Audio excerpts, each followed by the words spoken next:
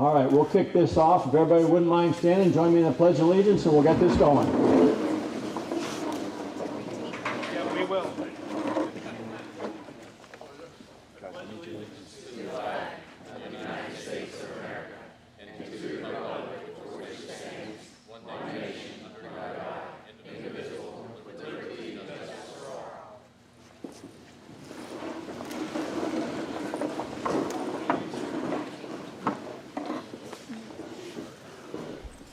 All right, so right off the bat, one thing that's different, and it's going to take me some getting used to, is you have to hold the button down to be hot mic. It's not just launch and leave, push it, and it's on. So it'll probably take some getting used to for all of us. So first off, welcome. Thanks for coming to number 4. Thanks for Commissioner Meeks for hosting us in Levy County. The AC certainly works here. We will work on maybe tweaking that a bit as we go. But we may be happy to have it a little pre-cooled for this afternoon when it's supposed to get in the mid-80s. Today we'll maintain the focus on the charge we've been given in statute to provide recommendations, in this case for the Northern Turnpike corridor. We will continue today to broaden kind of general areas we've been talking about and areas that have been requested by task force members. As we go, this morning we'll touch on economic and workforce development opportunities, which was specifically called out in statute. We will get a presentation and then some discussion on local comprehensive plans. All this to provide more information in the areas, again, that's been requested so far on the meetings to date. This afternoon, we'll get into some planning processes. Specifically, some with the multi-use corridors, we'll talk some about existing multimodal infrastructure. We'll get in traffic analysis processes. Again, that's one that's been specifically asked for. The ACE, if you hear DOT folks talking ACE, ACE, Alternative Corridor Evaluation, touch on those processes. And then also processes of how Turnpike looks at funding type stuff. You'll hear a lot about paths courses. It's kind of, the definition is just kind of a broad geographic area. I think in days past maybe we've called these swaths, but again, broad, not alignments. Very specifically, not alignments. These are still broad, kind of broad areas, broad geographical areas that might show a general direction of movement. So paths and courses is kind of new to this one. We'll be talking about that some. Finally, public comments. As we stress every time, it's very important. We get the public comment.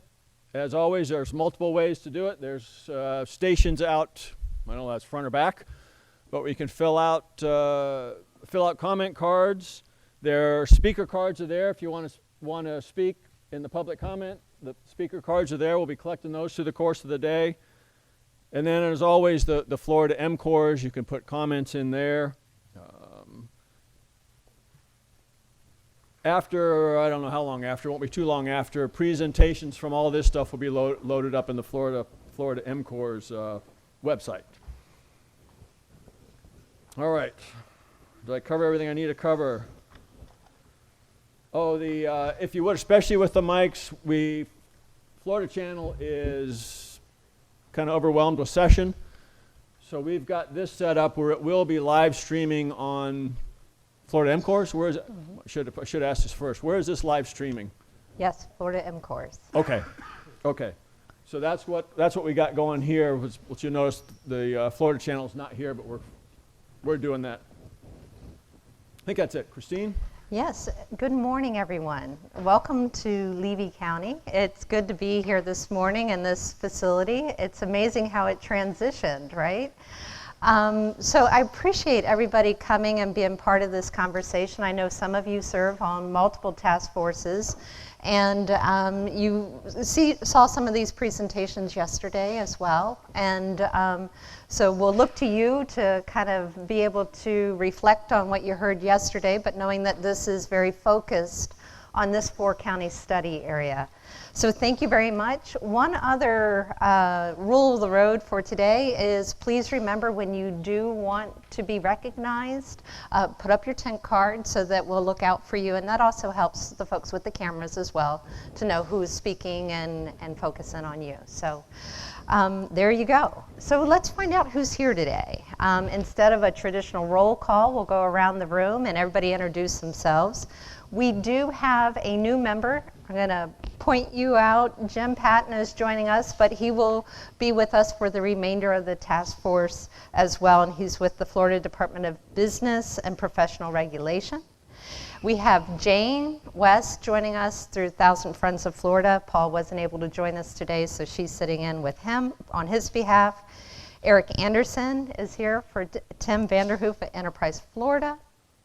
Frank pulled the short card yesterday. He got brought in for Jeanette Seacrest just yesterday, so we appreciate you being here today. And then Janice Unger, she joined us last time as well, and she's substituting for Jeff Prather. And Mike Woods, he truly is sorry he can't join us. They have a very small MPO staff, and they have a board meeting today. So he wasn't able to be at 2 places at once, nor does he have folks to be able to delegate to. So we will be working with him as well. So he apologizes for not being able to be here today. So with that, though, Zachary, if you don't mind, kick off, introduce who you're with, and your name, please. Zachary Prusak, the Florida Fire Manager with the Nature Conservancy. I'm Philip Fulmer with Carroll Fulmer Logistics, and I'm representing the Florida Trucking Association. Matt Cerncy, Mayor, City of Hawthorne, but here representing the Florida Department of Agriculture. Scott Carnahan, Citrus County Board of County Commissioners. James Patton, Department of Business and Professional Regulation. Good morning, Mike Napier, Florida Department of Health. Hugh Harling, East Central Florida Regional Planning Council. Nancy Brown, Division of Line Services. Bradley Arnold, Sumter County Board of County Commissioners.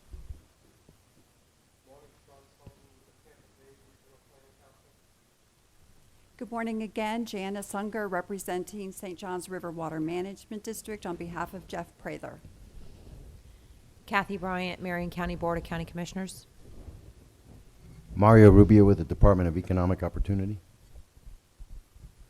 Vernon Lauder with College of Central Florida. Rock Meeks, Levy County Board of County Commissioners. Tom Byron with DOT. Christina Colon, the Director of Transportation Development, Florida Department of Transportation. Jeff Kennard, Citrus County Commission, and Hernando Citrus MPO. Shannon Wright, Florida Fish and Wildlife Conservation Commission. Good morning. My name is Kent Wimmer, Defenders of Wildlife. Bill Ferry with the Florida Internet and Television Association. Jane West with 1000 Friends of Florida. Frank Argano, Southwest Florida Water Management District. Scott Coons, North Central Florida Regional Planning Council. Jim Mayer, Florida Department of Environmental Protection. Valerie Hanchar, Vice Mayor, City of Denellen, representing Marion County TPO. Eric Anderson, Enterprise Florida.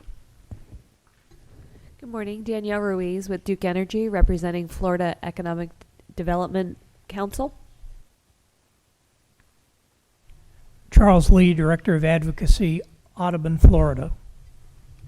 Good morning. Kurt Williams, representing Florida Farm Bureau Federation. Good morning. Warren Zwanka, representing Swanee River Water Management District. Jason Lauritsen, representing the Florida Wildlife Corridor. Mark Futrell, representing the Florida Public Service Commission. Well, great. All right. We also have staff that you've all met before, but Jennifer Stoltz, Wei Wei Shen, Chief Planner, Will Watts, Chief Engineer, Amy Tootle, you'll meet with Workforce Development, Barbara with Turnpike with Finance.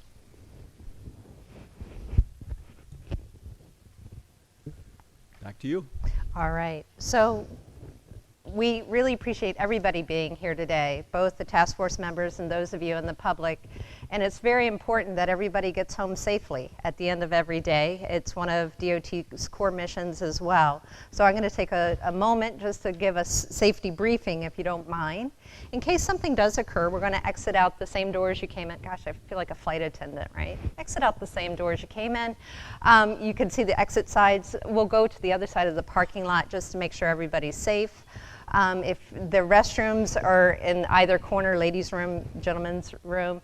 I know we have a unique setup today with the bleachers, so please, when you come and go using the bleachers, please use the hand railing. We'd hate to see an incident along the way. If something were to happen, we have an emergency. I'm CPR certified. Is there anyone else CPR certified and willing to serve? Well, there you go. We're in good hands here today, shall we say.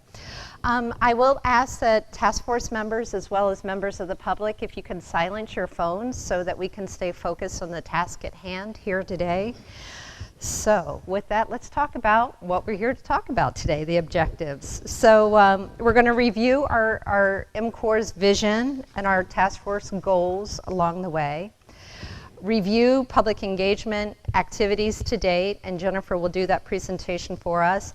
The focus of today is a lot about economic development and workforce development, very much a piece of the legislation, but it also kind of blends in maximizing our opportunities as we move forward in a larger conversation of Florida's growth. So we're going to have a panel today talk through that, and I see some of our panelists have already arrived. We're going to review regional local plans and visions, because what we want to do is to ensure that we have a comprehensive approach to how we're handling CORES. And it's not being done in isolation, but most definitely looking for partners along the way and the power of that partnership, and how do we, as the chairman has always said, look to find opportunity to make the best resolution as we move forward. We're going to review the corridor planning process. So a lot of questions have come up by the public along the way as to where does this fit in the larger process? And we know that you don't normally see us this early in the process, but it's because we've asked for so many voices to come to the table to find a comprehensive solution. We'll then discuss our AMI. We talk about that, avoidance, minimization, mitigation, and enhancement. So that will be very much a focus at the end of today. And as always, receive public comment at the end of the day, but reinforcing what the chairman mentioned, there are opportunities all day long if you would like to leave a note, write a comment, and then we always have floridamcores.com. So that's the big picture of what we're going to handle today. So let's talk about the agenda. In your folders, you have the agenda ahead of you. So as always, we lay out what we're going to talk about today, managing expectations. So today's focus is really on process as well as economic opportunity, and ending the day with the guiding principles. So kind of went over the bulk of what we'll talk about today. We try to provide information to you so that you can reference it during the course of the meeting. As always, we will also upload these onto the website.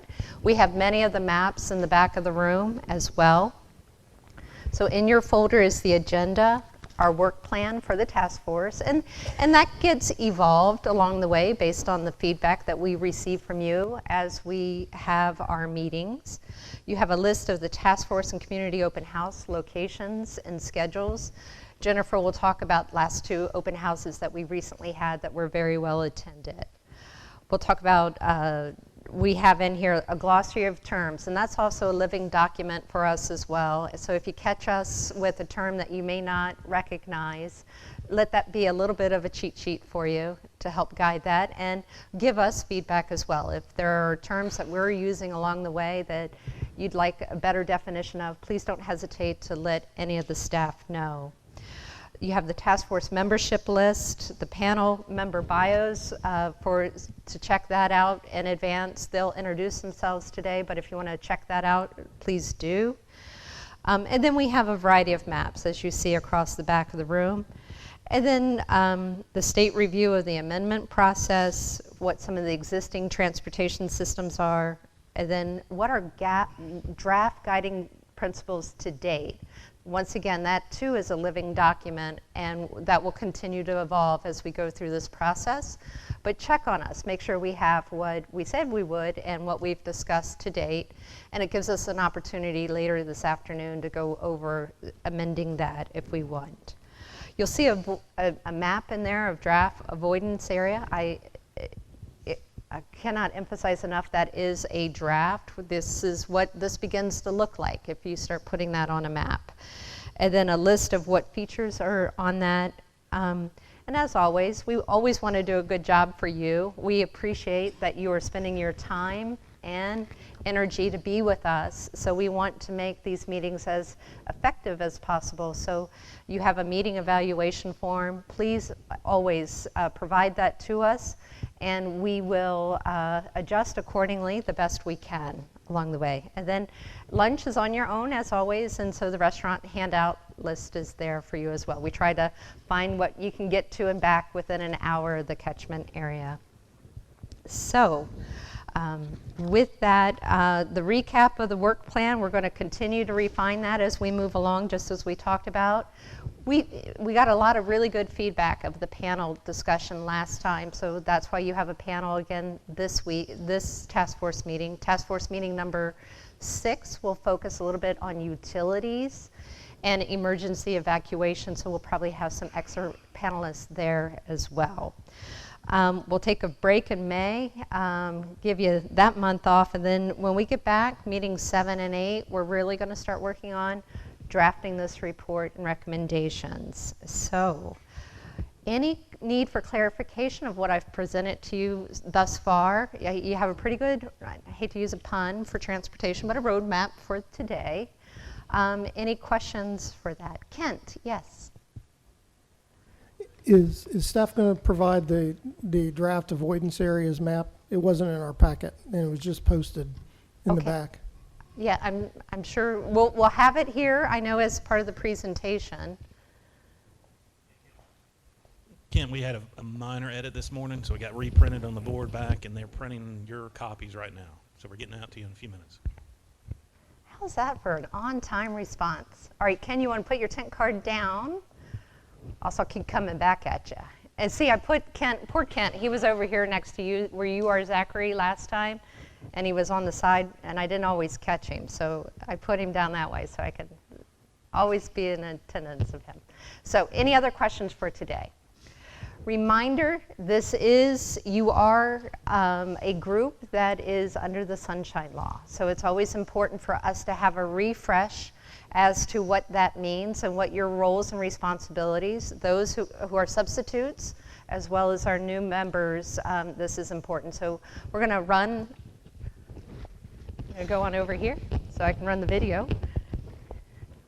And also Diane is with us again, supporting us through the whole process. Diane, there you go.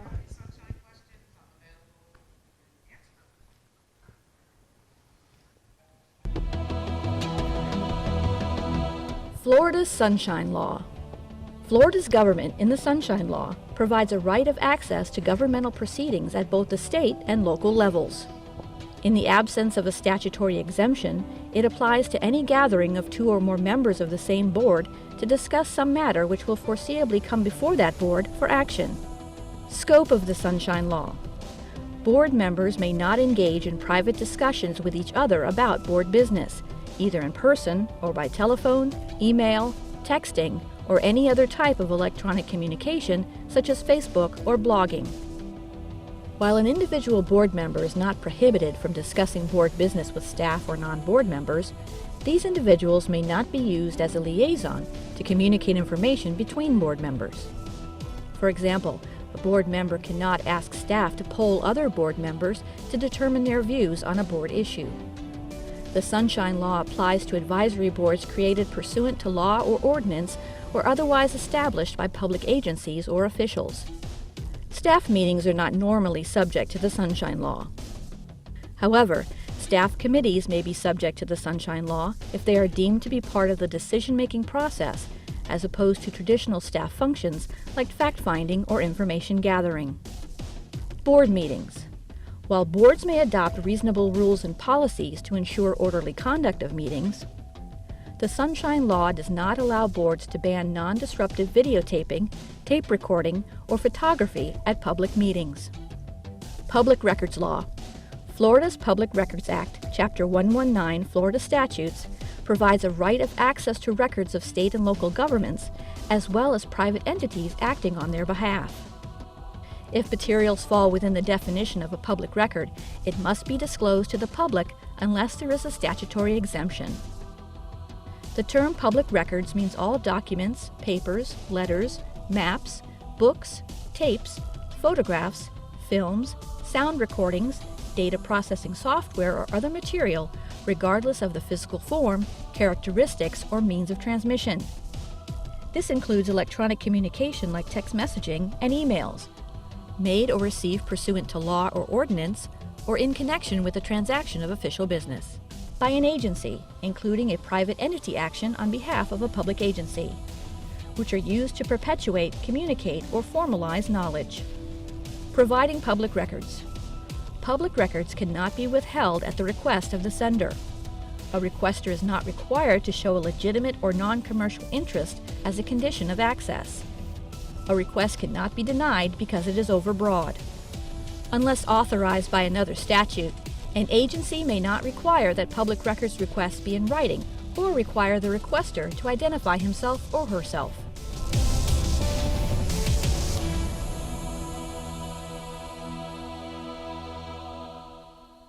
So does anyone have any questions of Diane before we move to the next agenda item?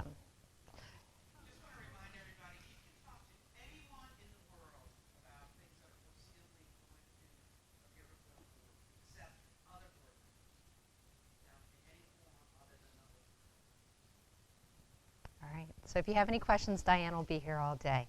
Mr. Chairman. One other admin piece I forgot to mention, probably everybody's already figured it out, but with this layout, if that screen's too far away, there's a repeat monitor right in the back there if it makes it easier. All right, with that, we will jump to the public engagement activities. There's been some talk about that. We're going to ultimately get all these public comments posted here as soon as we can figure out how to do it. So, Jennifer, you going to provide the update?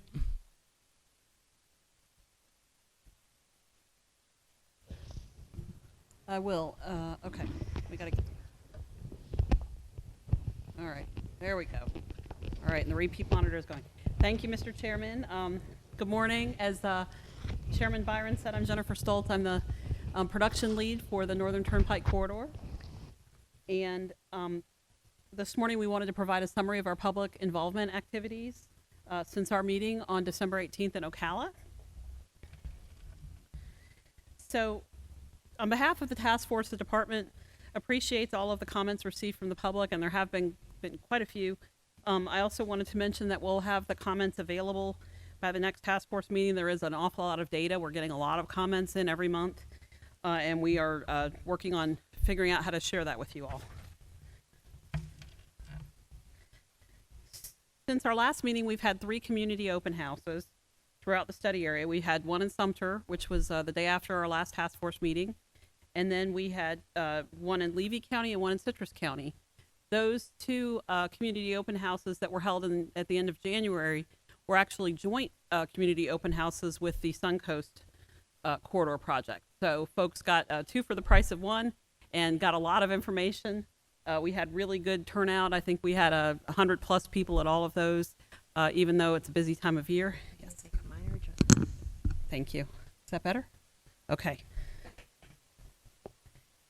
So we were basically able to share the display boards that you see here at the task force meetings. So that same information is available to the public at the community open houses.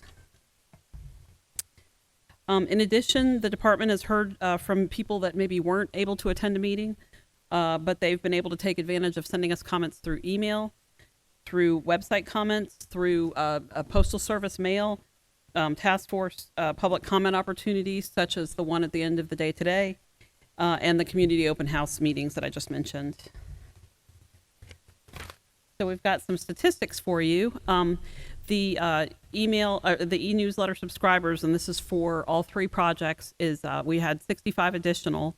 Website visitors, over 7,000, 32,000 plus individual page views, 1,200 comments through the f.listens email, and we've had over 150 other types of public comments since our last task force meeting.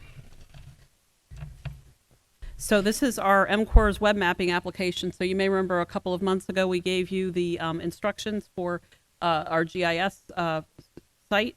And so for our corridor, we've had over 1,200 uses, and we're averaging 21 hits a day on that. So we've had a lot of interest in these projects. So we want to stay engaged. We're obviously going to continue to have one-on-one meetings and presentations with our task force members, with local agencies, and updating the public through social media. We also, would like to offer folks, we have had some folks, particularly regional planning councils, that have reached out to us and asked us to make presentations. We're always happy to do that. If there are other groups that you're involved in that you would like us to come speak to, we're happy to do that outreach. And you can request those through f.listens, and we will continue to schedule those throughout our task force process.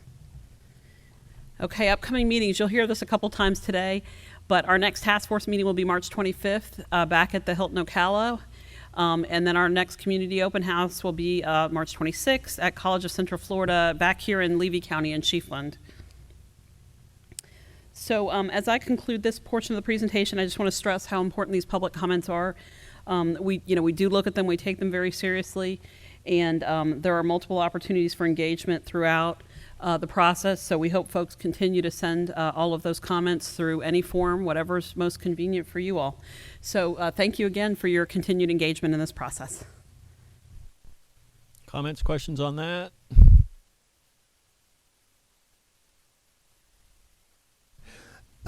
Jennifer, I understand the department's going to try to figure out a way to share the comments. In the interim, can staff you've quantified them. Can you qualify the comments so we have some feeling as to what people are actually saying in all those comments you're receiving?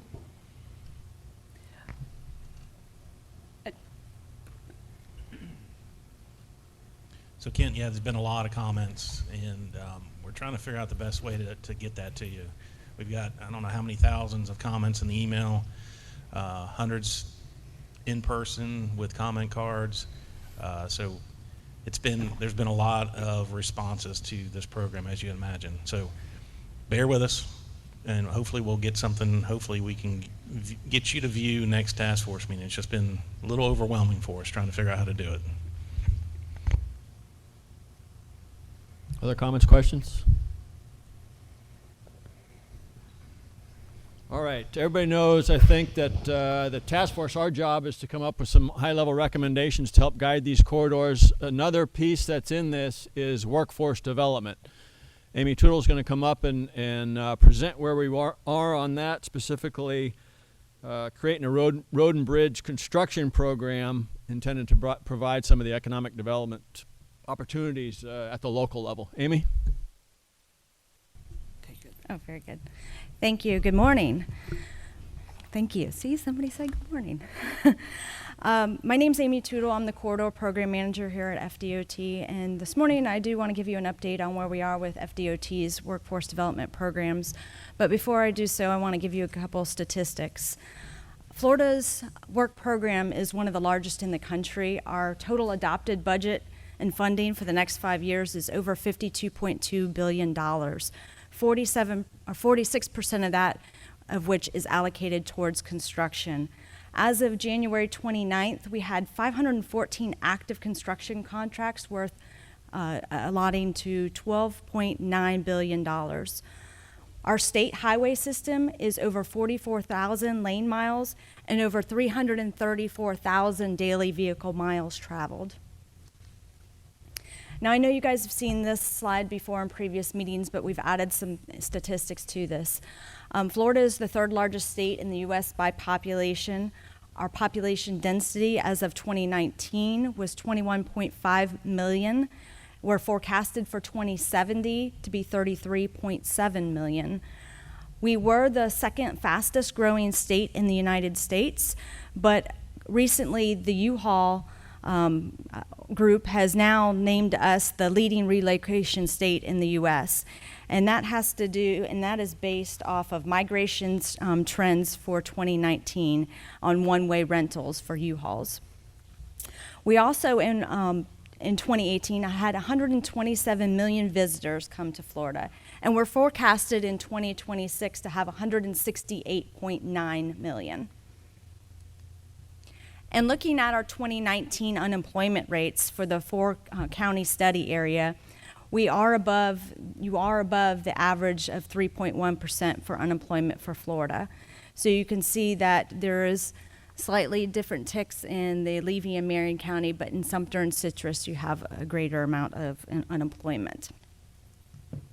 In terms of employment by industry for the corridor study area, healthcare and social assistance, retail trade lead the employment industry, and then followed by the government enterprises, accommodations and food services, and construction. Now in 2019, the Florida statutes amended our duties and responsibilities of the department to include a workforce development program. I have some bullet points about what the statute says under Florida Statute Section 334.044, parent 35. I won't go and read everything point by point and bore you, but some key things that I wanted to point out was we are to provide direct economic benefits to the communities in which the department is constructing infrastructure projects, and to promote employment opportunities, including within areas of low income and high unemployment. The Workforce Development Program must serve as a tool to address the construction labor shortage by recruiting and developing a group of skilled workers for infrastructure projects, and to increase the likelihood of department projects remaining on time and within budget. We are, by June 30th, 2020, and annually thereafter, the department shall prepare and provide a report to the governor, president of the Senate, and the Speaker of the House of Representatives, detailing the results and its findings and containing any recommendations relating to future program refinements. So that establishes what our duties for the department are. In terms of the funding, Florida Statute Section 338.2278, parent 8, the Multi-Use Corridors of Regional Economic Significance Program statute, defined the funding. And so for the next 3 years, the next 3 fiscal years, the DOT is funded for $2.5 million a year, as specified in the previous Florida Statute 334.044. So now into the meat and potatoes of what our workforce development program is shaping up to be. The first component has to do with the department's workforce development targets attracting individuals who are unemployed. So our first program that we've just developed is our training program. And the goal of this program is to recruit, train, and employ individuals who have not been exposed to the road and bridge construction industry before. We are partnering with our DOT contractors and identifying projects in which there's a need for skilled labor. We combine, or we help work with the contractors and our local community partners such as Career Source, and we go through recruitment opportunities in the local communities where those projects are and try to recruit individuals to come work on these projects. We help them with applications, and then the contractors review the applications that our community partner were able to provide to them, and then the contractors work with us to then invite those individuals to a one-day orientation. At that orientation, the individuals learn about soft skills and learn about what the construction industry is about, just to give them a little brief overview to see if they're interested in going on and working in or participating in a one-week program. If after that orientation, the contractors will then review the applicants again and let the community partners know who they would like to then move forward into the 1-week training program. In that 1-week training program, they will again go through some of those activities such as the life skills, go out onto the field and onto the project site and learn about what construction is really all about. After the 1-week course, they are expected to show up on time every day. If they do not, they do not get to remain in the 1-week course. And after a full week of successful completion of the course, then the contractors will then reevaluate the participants and then invite certain individuals for employment. One thing that is unique to this as well is we have a case management after the employment period. So for a year after employment, our local community partners will be tracking the applicants, contacting them weekly for the first 3 months, making sure that they're doing well. If there's any impediments, is there anything they can be helped with? And then tracking them for a month, every month after the first 3 months to a year, just to see how they're doing, how they're participating in the employment. Is there anything we can help with? Have they progressed in the career? Have they taken any promotions? So that is something that's unique and for us to be able to help monitor the program. Another program that we have for the unemployment, adult unemployment, has to do with Onboard for Jobs. This is an existing program where we help connect job seekers with employment opportunities with our construction contractors. The program is run through our FDOT's Equal Opportunity Office, and its goal is to increase the number of minorities, females, and veterans on our road and bridge construction projects. There's various activities that go along with this. So if a contractor has a need, he can let the Onboard for Jobs program know, and that job can be posted online so there's job seekers can go to the website and seek those opportunities. We also participate in local hiring fairs with our community partners and have that ability to outreach to folks and be able to let them know about our program and how we can try to connect them with the contractor for employment opportunities. Another program for our unemployment programs and adult outreach is under development is our prison inmate transition program. Now this program is being developed in partnership with the Department of Corrections and our FDOT contractors. Many individuals who are incarcerated have difficulties finding employment after being released, and the intent is to set up a program where we can get these individuals reacclimated into working society. Now, the second component of our department's workforce development program targets attracting non-college bound students who are in high school or in vocational institutions, and really trying to put them on a career path into the road and bridge construction industry. Students are identified by their school administration as candidates who might not be college bound and that may be able to participate in construction career days. Now, our construction career days events is a partnership with our contractors and our consultants and DOT. They all volunteer and they do sponsorship to try to bring together learning labs at the construction career days events. We hold 5 different construction career day events around the state each year. We had one a couple weeks ago, and we'll have some upcoming here in February. But how it works is these entities come together, 3 entities, and they develop learning labs. And these learning labs can be hands-on, demonstrative, informative, or a combination of all of the above. And the students in groups of 10 to 20 with their chaperone rotate through these learning labs every 20 minutes. And as you can see here, there's a group of students watching a demonstration of an excavator in action. So that is one thing that we like to have out there. There's also, they can participate in a hands-on demonstration, such as learning how to tie rebar. So it's really giving the students a feel for what the construction industry is doing. Some other additional programs to capitalize on the construction career days has to do with the summer youth internship program and a construction career academy. We want to capitalize on that excitement from construction career days, and so this is a way for us to then take it to the next level. We don't want it to just drop there. We now want to move forward and try to capture that youth excitement and bring it into the next level.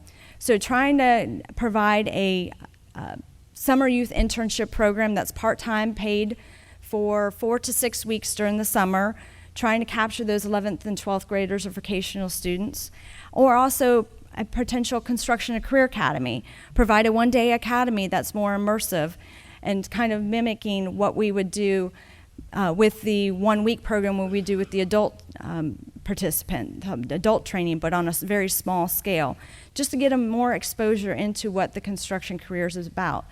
And at our past construction career days a couple weeks ago in Central Florida, we had over 2,000 students attend construction career days. And our representative staffs were out there with tablets, surveying the kids, trying to determine what really excited them about construction career days, and also gauge their interest in participating in a youth internship program or a construction or career academy. So that is the breakdown of our workforce development program right now. If you have any questions, you can feel free to email me, but I'll be happy to take some right now. Questions or comments for Amy? Okay. Jason? Yeah, I was just wondering if you could speak a little bit. Is this not? You got to hold the mic down, the button down. I'm better at this one, apparently. Yeah, I was wondering if the demand, if there's a lot of demand in the construction contractors industry that's difficult to fulfill for jobs, and if so, if you could speak to sort of where within the study area that demand exists, or where the contractors are having a hard time filling open positions. Do you want to answer me? No, we see there's a varied need. We're seeing that there is a succession planning, like with every industry that we have out there. Kids are not going into the construction industry. So it's anywhere from the beginning levels and the entry levels on to the more advanced skilled labor, running machinery, construction in terms of bridge building and wall building and MSE wall building. So it can be varied from contractor to contractor and region to region. And so that is part of the reason that this program is helping to try to develop that pipeline into the construction industry, not only with the students, trying to get them engaged in these non-college bound students to get them into the careers, but also with the adult workforce that maybe we haven't tapped into, doesn't really understand what the construction industry is about, trying to educate them and understand that there's a real career path for them. In terms of the study area, we are focusing in DOT on our construction jobs, so it just depends on where we have a project at a particular time. A project may be short-lived, it may be only a year and a half, or it may be a longer-term project that's 3 or 4 years. So as you have the longer projects, you have a longer time span of needing that constant need of folks to be participating as a project develops into different phases. So you've initiated a lot of interest. We've got quite a few tents coming up. Jane, why don't you ask your question? Great, thank you. Just building on that pipeline training, what percentage of your workforce development training is dedicated to freight and passenger rail as opposed to road and bridge construction? Right now, it has been more dedicated towards road and bridge construction. In terms of freight and rail, we don't have a ton of that right now. So as the need comes, it doesn't mean that we won't participate that. We have our DOT pre-qualified contractors, so as long as they're working for us and doing any sort of construction, they can participate. We have not eliminated that need. Right, But in Bill? general, those would be the same contractors. Yes. Bill, you had a question? Sure, really more of a comment. I just wanted to say all this is really, really positive. I had the chance to attend the Construction Day event 2 years ago in Jacksonville, and I was very impressed to see that. All these high school students coming out. I mean, kids who really maybe, a four-year degree is not for them, but seeing all the opportunity and seeing the different hands-on things that were done, I thought it's really something that I would encourage others to go to and see how that is, and please continue doing those because I think they are making a difference. Great. Ken? Kent Wimmer, Defenders of Wildlife. to help ensure the rubber actually meets the road, so to speak, does DOT, as part of its contractor, requires its contractors to have minimum levels of hiring from the local communities? So the contractors just aren't bringing in a company from Tampa just bringing all Tampa employees, but are you actually requiring contractors to hire local? I am not sure that we have that requirement, no. Well, that's part of the statutory requirements, is helping to deliver our program. So it depends on where the need is, where we have a construction project. And Kent, maybe I can help. So what we're trying to do is tap into markets to get the folks in the markets to these actual jobs. So it is a very positive program. So we are trying to seek the folks that you're talking about to point them in the right direction. A big part of this is marketing. A lot of folks don't know the career path is available in the construction industry. And it's very, very positive career path. You can start off entry level and become a superintendent in just a number of years, making very, very good money.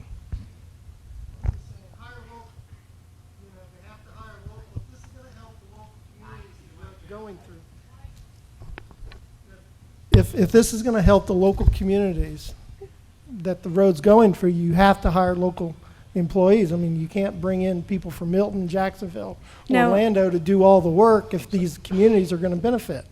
So certainly costing out a project helps that cause too, Kent, because our contractors do want to hire locally. They don't want to ship people up across the state and have to pay for per diem and hotel. So they do that on their own. We don't force them to do that. So it is market driven, and they do look for available staff locally. They do it now. We just don't force them to do it. And going back to that training program, that 1-week training program, where we're working with the contractors, where we have a construction project and they have a need, that's where we're working with the local community partners to recruit in that area where that project resides. So that's where I was talking about before, is working out and working with them to recruit them in that area where that project is at. So those folks that are living and working in that area can participate and provide a career in that area. So the power of partnership of all this, I'm really going to look to the state college system as well as our local elected officials today to help drive some of these conversations, because you're partners in this. So Jeff, you want to kick it off with the next question? Yeah, thankfully I heard, as many of us did, heard this presentation yesterday. I was impressed then, I'm impressed now with it.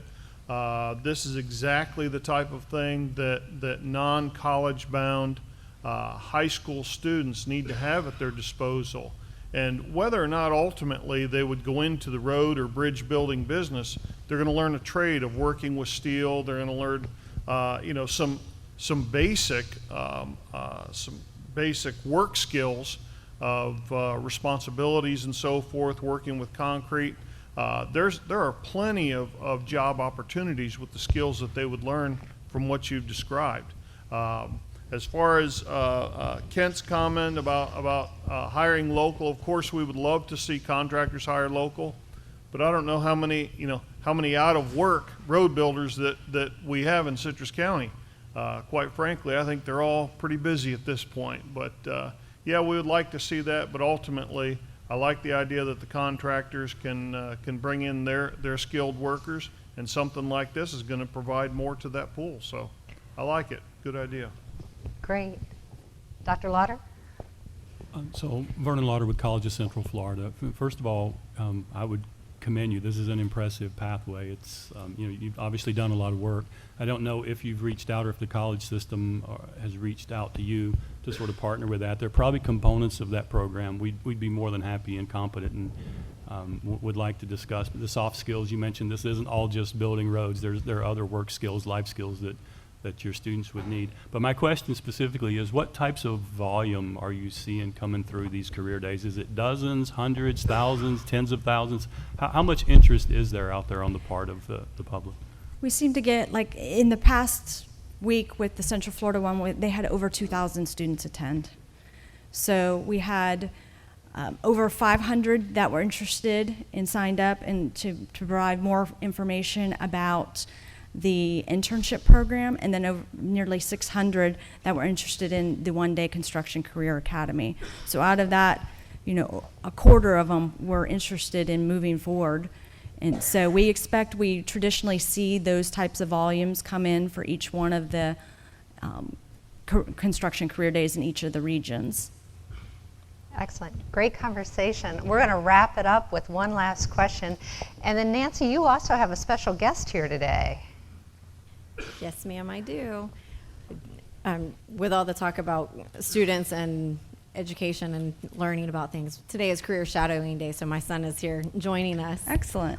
Hopefully he stays awake. My question is regarding students with disabilities. I know you mentioned Career Source and partnering with them for different purposes, but have y'all reached out or thought about reaching out to any of the other agencies that work with students who have disabilities to inquire or share information regarding possible opportunities for those individuals? No, we have not, but I'll take note of that. Thank you. We have, actually, I work for Blind Services, but Division of Vocational Rehabilitation is also a state agency that assists students and individuals who have multiple disabilities. And just because you have a disability doesn't mean you can't do any kind of work out there. Very good. Excellent. Thank you all for great conversation. One more, Christine. Oh, yes. Your job fairs, how much, Rock Meeks, Levy County, Board of County Commissioners, how much are you pushing that in the local, in local schools, high schools? Let me clarify, which job are you talking about, for the adults or the construction career days? The construction career days for youth. I say youth, for high schools. For the youth, okay. How much of, or tell me about the process. So the process is, we have a steering committee for each different region that's made up of the consultants, contractors, and the DOT reps. They're working with the local school boards and then the local schools that they see needs for kids that are maybe the non-college bound. So I know they're working with the school boards and identifying which schools would participate in terms of that. If there is, interest, and you guys have interest and you're not aware of, then that's something we can definitely help with in getting you connected with those groups to be able to send your schools and identify those individuals and send those students to those particular construction career days. The construction career days for the northwest part of Florida just started, I think, in the past year or two. It's fairly new. The other ones have been instituted for a pretty long time, for several years. But the one for this particular region just started a couple years ago. Would it be possible to do one of those in an individual county? I'm not sure if we're there. We usually ship a bunch of the different regional school or the different counties to one localized area because of the amount that goes into that. But I don't think that's something that can be discussed for sure. Just to add on, we do a smaller one for Camp Blanding, so we do have a model where we've kind of scaled it down to do a local presence. But Amy's correct. What we try to do, because of the logistics of, we get a lot of equipment in there, we get a lot of vendors in one location, we try to bus them in. So if you've got interest, we'll make sure we get you in contact with the right people so we can get a bus to your school to get them over there. We have interest. Thank you. Good. Okay, great. That's great. Some robust conversation. So when we come back from our break, there'll be a panel, and they're going to do some quick introductions, no presentation. It's all about you drilling down and figuring out how do we maximize the economic opportunity with workforce, as well as the movements of goods and services in our communities, and how do we maximize all that. Thank you. All right, so we're a few minutes over. But let's stick with the time. So we'll do this a 10-minute break and be back at 11:05 for the panel. Thanks. Thank you.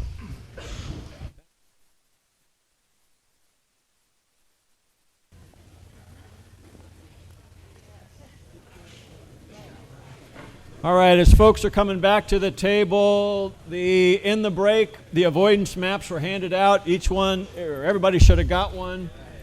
If it's all pink, or it's got pink on it, that's the right one. We're kind of becoming known as the pink map, but that's the right one if you got one that's got lots of pink and kind of dark red to it.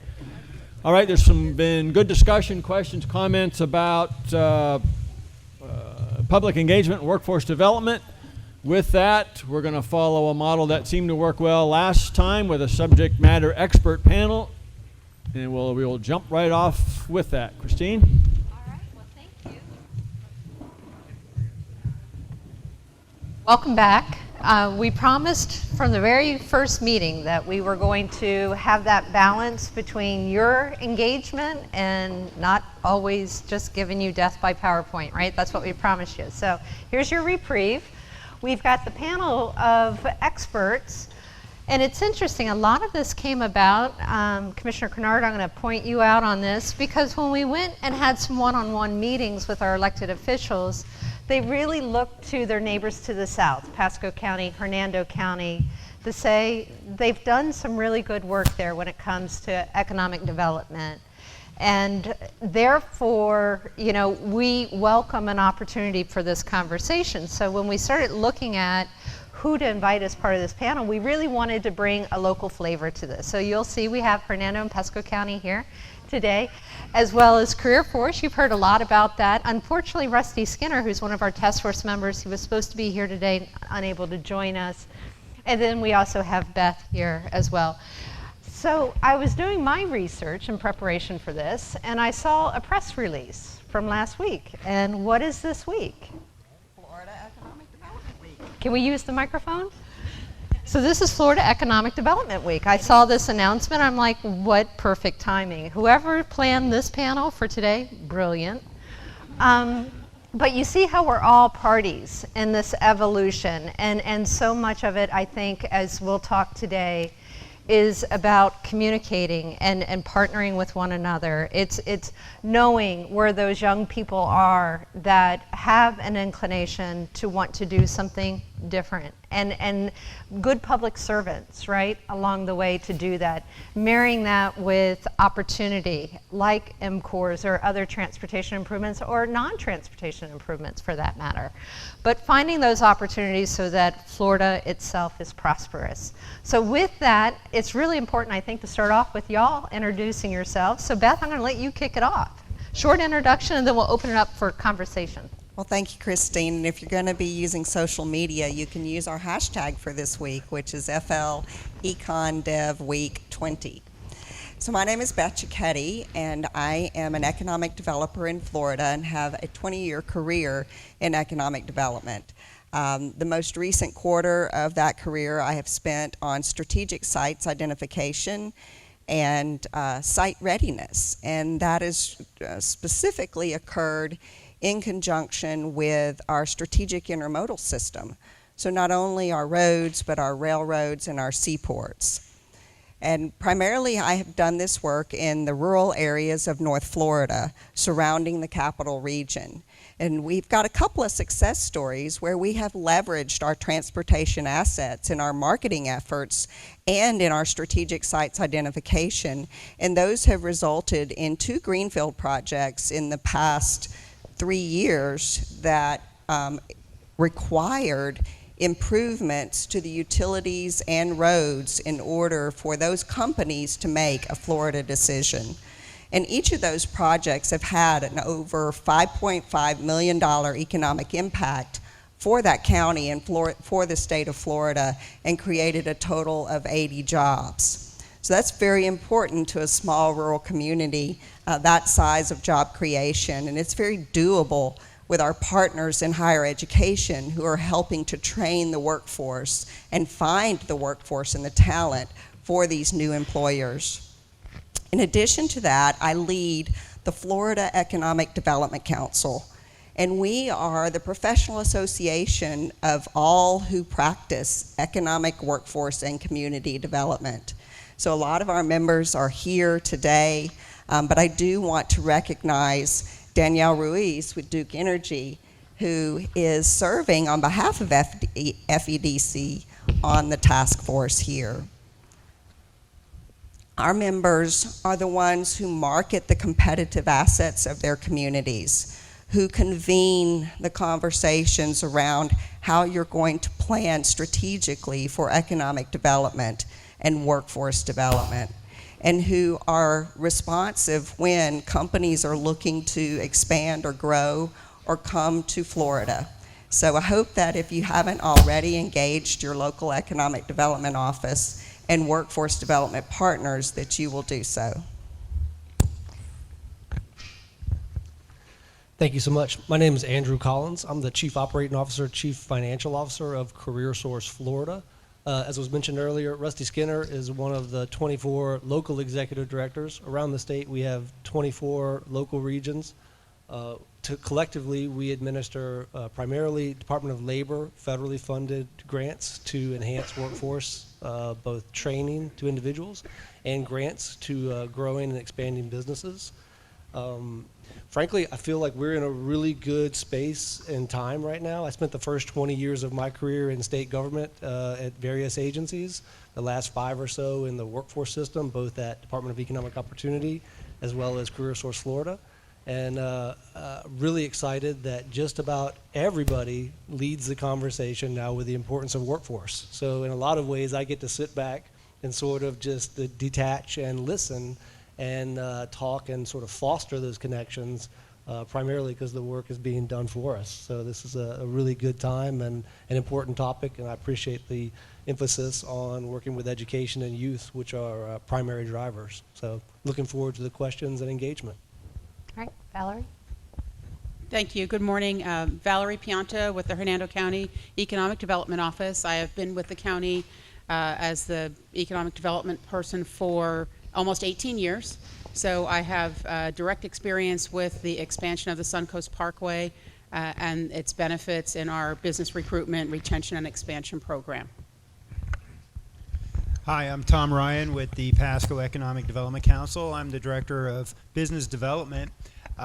We were joking over here with Danielle and Eric about the flies, and Eric said this is a show barn for cattle. And what a perfect segue, because from Pasco County, what I can offer you is insight from going from cattle ranches to rooftops to businesses. And that's what's happened in the 12, 13 years I've lived in Pasco. I'm a native of Ohio, so I'm not a native Floridian, but I've been with the Economic Development Council since 2012 and have had the pleasure of being involved in most of the projects that have transformed Pasco's business economy. And I'm happy to share with you as much as I can in the time allotted. All right, so that's, you know who our panel is. So let's open up for some questions. Jeff, you're up. Well, I had to put that up, being that I got called out right out of sorry. the gate here. Well, see, nobody falls asleep. I'll keep an eye on you. First of all, thank you all for being here today. Pasco County is near and dear to my heart. That's where I grew up at. I actually spent quite a bit of time out on the dairy farms out on Highway 54. Before that was Trinity. And obviously we see what's happened there. My folks still live down there. Got a lot of friends, including your County Commissioner Mike Wells is a good friend of mine. Anyway, I saw what has happened down there, and just a tremendous boost for economic development that the road has been for East Pasco County. West Pasco used to be where it was all happening. That has certainly changed. And serving on the Hernando Citrus MPO, the Hernando County Commissioners told Commissioner Kitchen and myself that we were absolutely nuts for delaying any kind of process with this road, because it's been an economic boom for Hernando County as well. So I'm glad that both of y'all are here. It's good to see you two again today. And I look forward to hearing some more of the discussion and questions. I guess my question would be this. Using perfect 2020 hindsight, what would your advice be to these communities that are looking at these new roads? Citrus County's had 15, 20 years plus to think about the Suncoast coming through, but there are a lot of other counties that have not had that opportunity now, and they're facing the possibility of a road like this. What would your advice be? Well, what's very interesting about Pasco County is we have two main and main intersections. And they're both intersections of state highways, federal highways. Well, I'm sorry, I should say one is state and state, and the other one's federal and state. So on the central to east side of the county is State Road 5456 and I-75. I'm not here to talk about that specifically. I was asked to talk about our second main and main, which is State Road 54 and Florida 589, also known as the Suncoast Parkway. The Suncoast Parkway existed before State Road 54 expanded to its current capacity.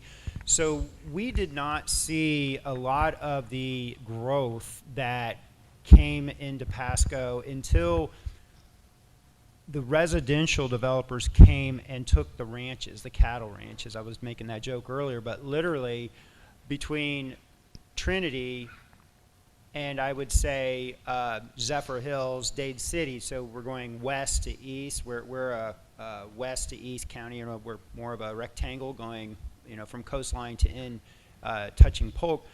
It was all cattle ranches, primarily owned by family, legacy ranchers. And what happened is that the growth of the region started touching us, and that is the Tampa region. And then the growth or the interest of moving from up north to down south started touching us. So the residential developers started buying those sites, those ranches, 2,500 acres, 500 acres, 4,000 acres, 7,000 acres. I mean, they just kept getting bigger and bigger. So what happened was 589 became a lifeline to workforce. They were moving up to Pasco, and they were moving to the new homes that were being built in these subdivisions. I won't get into the planning because I could talk all day about that, but our county was able to take a breather in the recession and kind of look back on their planning exercises through the Urban Land Institute, giving them advice. And they adopted that recommendation from the Urban Land Institute to create incentivized areas, primarily adjacent to those main and main intersections.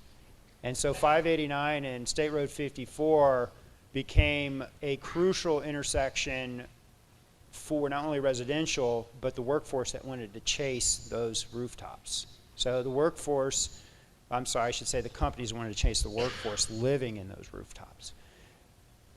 One other thing before I pass it to my colleagues is that just because the road was built and the intersection was there did not mean the companies would come. We had significant infrastructure issues to overcome. And those infrastructure issues were not going to come for these commercial projects that I can tell you in detail what they are in a minute, but they were not going to be overcome simply by putting an exit and expanding the road. It was significant. It was infrastructure from the road to the water management to the utilities to bringing in water and sewer. So those are the things that Pasco had to deal with, even though we had main and main. Before we move on, I just want to make sure that we focus, because that brings up a really good point. With the MCORES, we're multimodal, multi-use, right? So this was the legislature's way of saying, we want you to be comprehensive in your thought process as this evolves. And that is why you have folks around the table that represent utilities, water management districts, as well as local elected officials. So what you're hearing Pasco evolve with is very much why we've asked so many of you to come together to be part of this conversation. So Valerie, did you want to add something? Surely, thank you. I would think we were particularly lucky in Hernando County as 589 came through and opened. It was right adjacent to our airport and technology center. So we have a 2,400 acre ready to go park. So we have rail and an airport. Understanding, though, what it took to get those sites ready, and I would say having that strategic plan, understanding what businesses you want to recruit, what it takes to get them there, and as Tom mentioned, what infrastructure needs there are. I would say that would be the #1 goal as you plan for that. I would just like to give a best practice from somewhere else in the state, and this would be in Tallahassee, I cut my teeth in economic development on an infrastructure penny.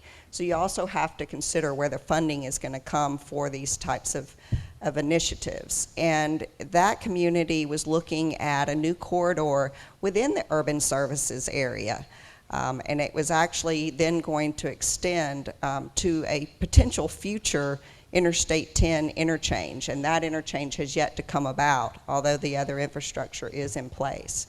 And it was very difficult to get a consensus on how to move forward with this. And so the formation of the Environmental and Economic Consensus Committee came about so that all of the stakeholders could agree how to address some of the issues related to the water and the headwaters that we have in Tallahassee that feed many of the rivers and tributaries to our neighbors to the south. There was also a lot of flooding issues in Tallahassee that we wanted to address prior to moving forward with these expansive road building projects.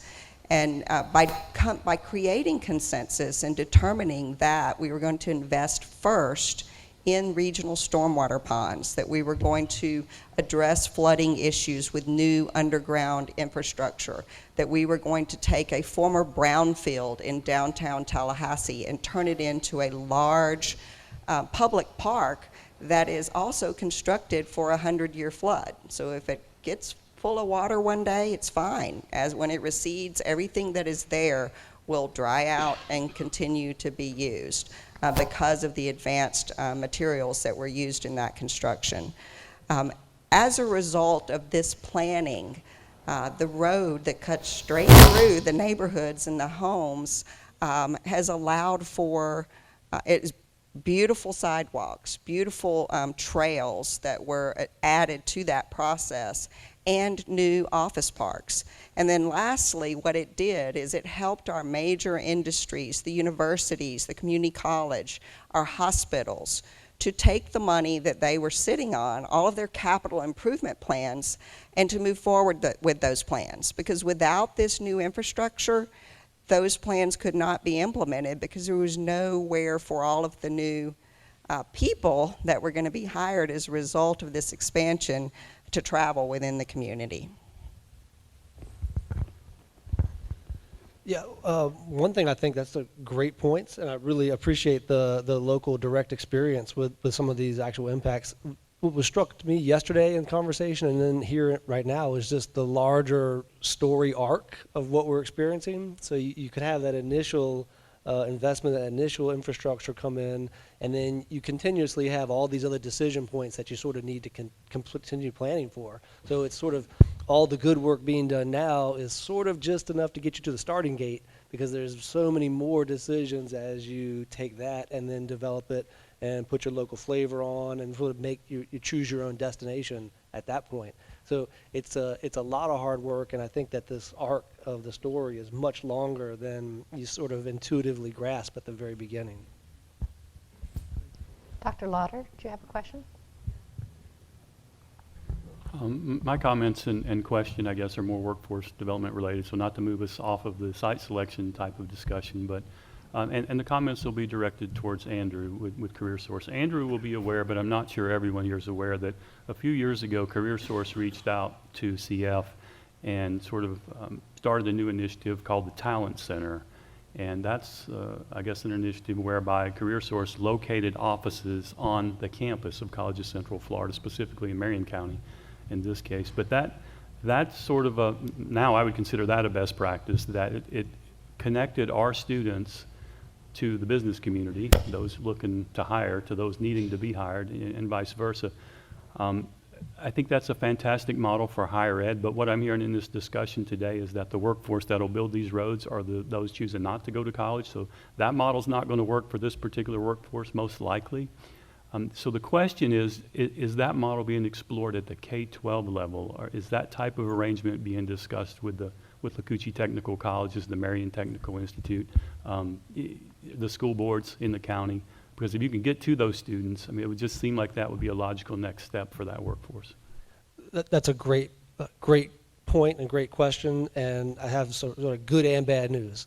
On the one hand, there are some very specific federal limitations as to what our primarily federally funded workforce system, as of every other state, can do at the K through 12 level, and then what they call in-school youth, and then out-of-school youth. So there's a very bright line distinction from a federal funding perspective about how much you can spend doing that in-school youth engagement versus out-of-school youth work. And the analogy that I often use, it's sort of intuitive to all of us, is wouldn't it be nice if the insurance company would let you cut that tree down before it fell on your house? That's just not the way the rules of the road work.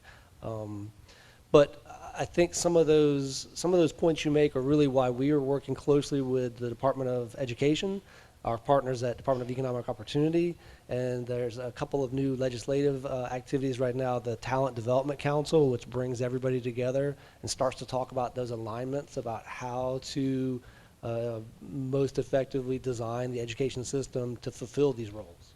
And it's sort of like, it's a continuation of the no wrong door theory of social services at a local level, regardless of where a student wants to come in to a trade school, to a continuing education, to a full-on university. You can scale this out very quickly, and it's not the time for that conversation here, but what it really starts to beg is what's our future of education, which then leads to our future of work. And it's my own personal thoughts on this matter that instead of a model where you may graduate a certain level of education, whether that's high school, and then go to a trade school or straight into an apprenticeship, I have a feeling the needle is starting to move towards more of a continuous learning model. So, and that may actually come down to impacting the universities where it's almost like a subscription rate. And you may go and do a few years and work a while and come back and do a few more. I think that's almost inevitable as we see the pace of industry change and technology change. There's going to be those upskilling moments more frequently. So I think that we're at the very beginning stages of trying to figure out, to best point, how to fund some of those initiatives, how to put them at the lowest possible level and actually provide the students and the youth with all of those options as early as possible, and provide those pipelines to not only, in this specific case, the transportation, road building, construction fields, but then many other fields, recognizing that that the students of today are more likely to have several careers than many of us were. Great. So, Rock, we'll get with you. I believe that, Charles, you put your tent card up first. Yeah, this is begins with a question for Tom, but I'd like to hear each of the panelists reflect on it. There was something that keeps ringing in my ears about what you said about East Pasco, in which you indicated, I think, that nothing was really happening in the way of workforce development. And then the phrase you used was, until the developers came in and took the ranches. I bought them. And that left me a little bit put off, in the sense that agriculture is a multi-billion-dollar industry in Florida that is very valuable. And obviously there is a dynamic between development and land use changes and the continuation of agriculture. From an environmental standpoint, ranches in particular are extremely valuable because while they are highly productive from an agricultural point of view, they also constitute some of the best reservoirs of good wildlife habitat that we have in the state. And so everything I've heard so far seems to be discussion about converting away from agriculture toward something that's urban employment kind of related.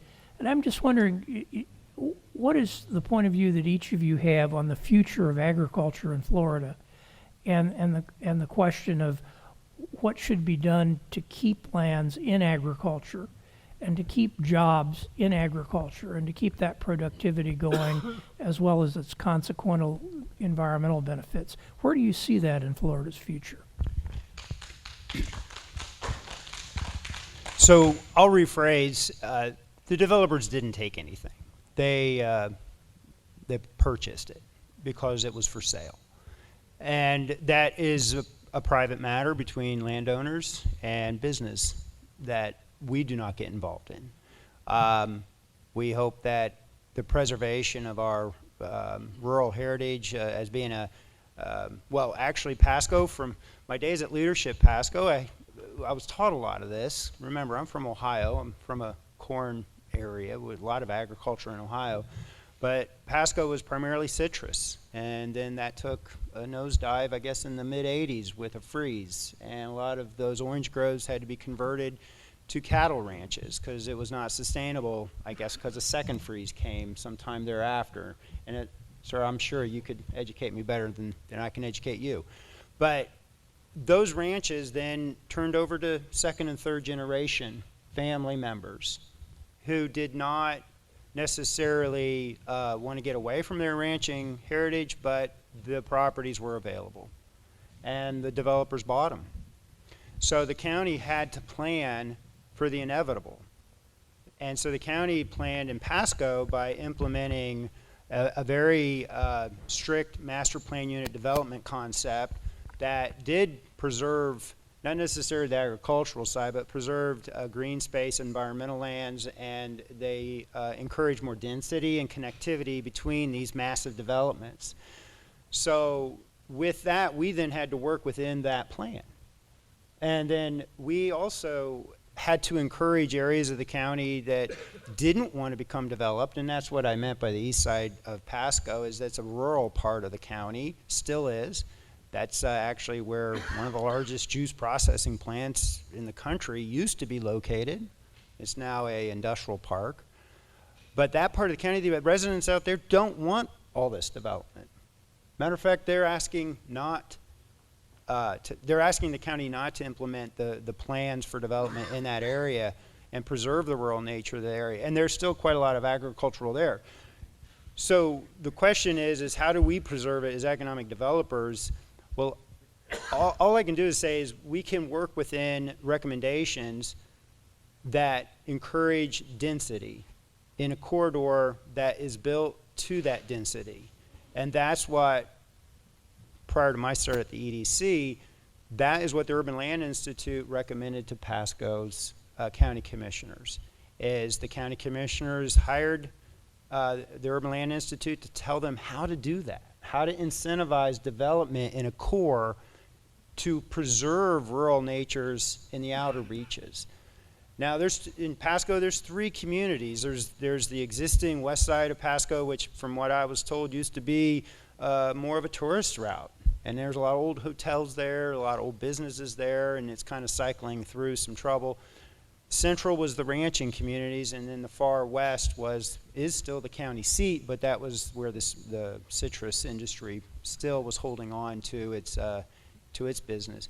So anyways, that's what we can do, is work within planning, smart planning, and say, okay, well, we're going to have development. Let's make it in a corridor that can withstand that kind of use and have that capacity. So I don't think in Florida we're going to see, I see a no build, and I'm not opposed to seeing cows either, but I don't think that's realistic. So it's better to plan it now and preserve and incorporate. So we're talking a lot about economic development in the panel, but remember, following our break or right after this, we're going to get right into what does this comprehensive planning look like, so that it's reflective of Tom's comments here of what is it we want, you, the nature of your communities, and how do we partner together and to meet that vision that is locally established. And based on that, we had 2 commissioners with their tent cards up. Rock, did you still want to? I comment whenever you were talking about funding for K through 12, and the feds will only let you spend so much money on K through 12, but K through 12, you have a captivated audience. Necessarily whenever they move on to that next step in life, they're not captivated anymore. They're not required to do it. And in the K through 12, you will maybe catch a child's attention as to, hey, you know what? I can be a very successful person by taking this road. Necessarily, once they leave that point in life, they may not be, the interest may not ever be there again. So whatever we need to do to get the feds to let us put more federal money in K through 12 would be great. And then, go ahead.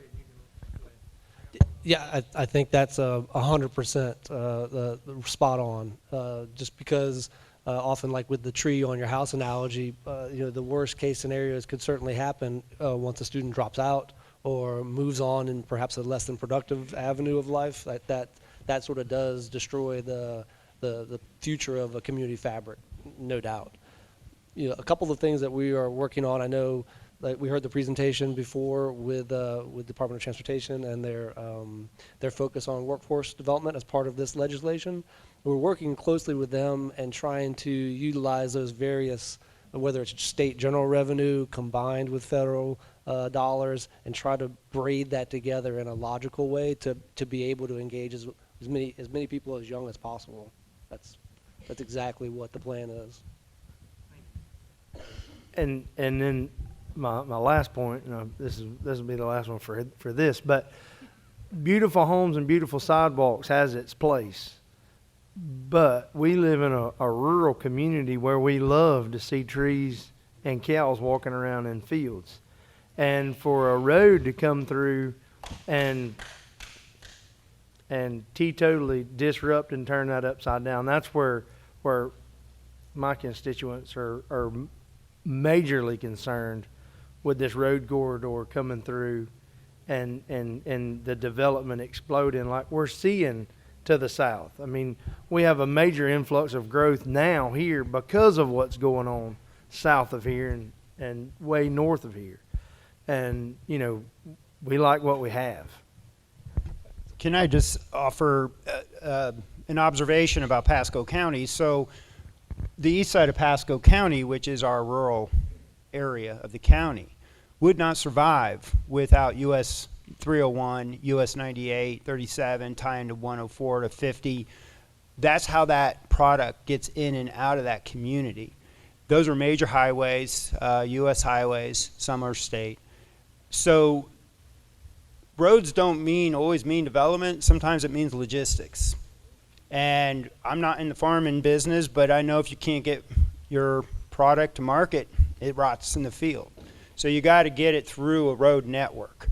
Now, I'm not saying that there's going to be development where you put roads, but I will say it will give opportunity to those that don't have it. Commissioner Kennard? Oh, did you have a follow-up? I'm sorry, Beth. Sure. So in Florida, we have 3 rural areas of opportunity, and part of this corridor is in what we call the North Florida Economic Development Partnership rural area of opportunity. In the northern part of the state, it is Opportunity Florida, and there are 10 counties there, and they rely heavily on agriculture. Primarily the timber industry, which was destroyed recently by Hurricane Michael. So as a community, they're having to look at how they can diversify in order, because of the cycle that it takes for timber to come around another 20 years or so. We market locally in that rural area of opportunity. Our targeted industries include, in addition to transportation and logistics, because of the I-10 corridor, what we call food and fiber, which is our clever way of talking about the food that we grow and the woody ornamentals. But the landowners there and the businesses there have also decided that their expertise in woody ornamentals is to invest in the medical marijuana industry. So that has been a new industry that has come about in North Florida as a result of just transition and growth and emerging trends within an industry sector. We do rely heavily on our partners at the IFAS centers around the state of Florida to help guide us in how families are going to determine and to help train the next generation of families in agriculture, so that they can determine if there's going to be generational opportunities to retain their farms, or if they're going to, make the decision, as Tom was talking about, to sell their farms. There are corridors of services that are necessary for the growth in population.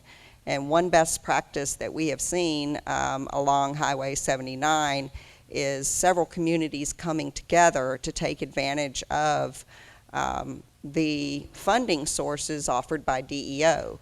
So you have the city of Bonifay and Holmes and Washington counties applying for and receiving a Florida Job Growth Grant Fund so that they could put in the utility infrastructure along a stretch of 79 such that they can serve the businesses that are looking to be there and capture the traffic that is growing as a result of the development that's occurring at the coast. So those are some examples.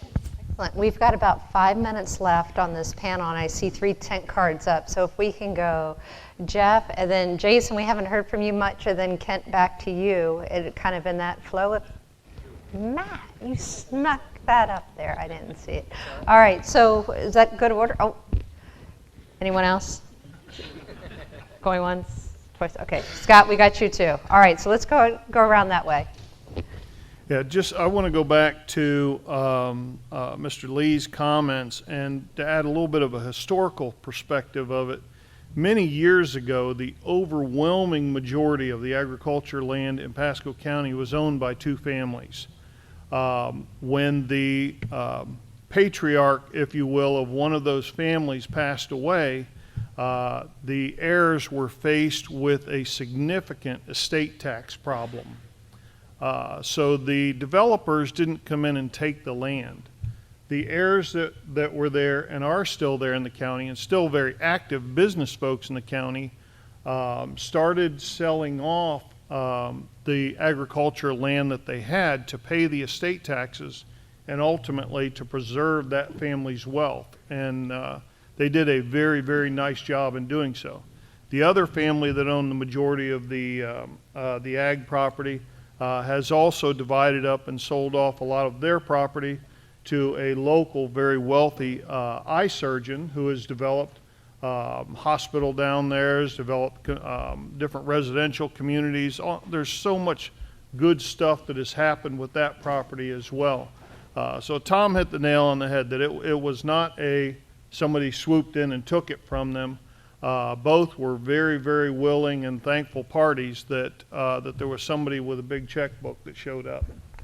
Let me just add that I come from a real estate background, and I apologize. I used a term that's used a lot in development. You take down property, and understand that's what I meant.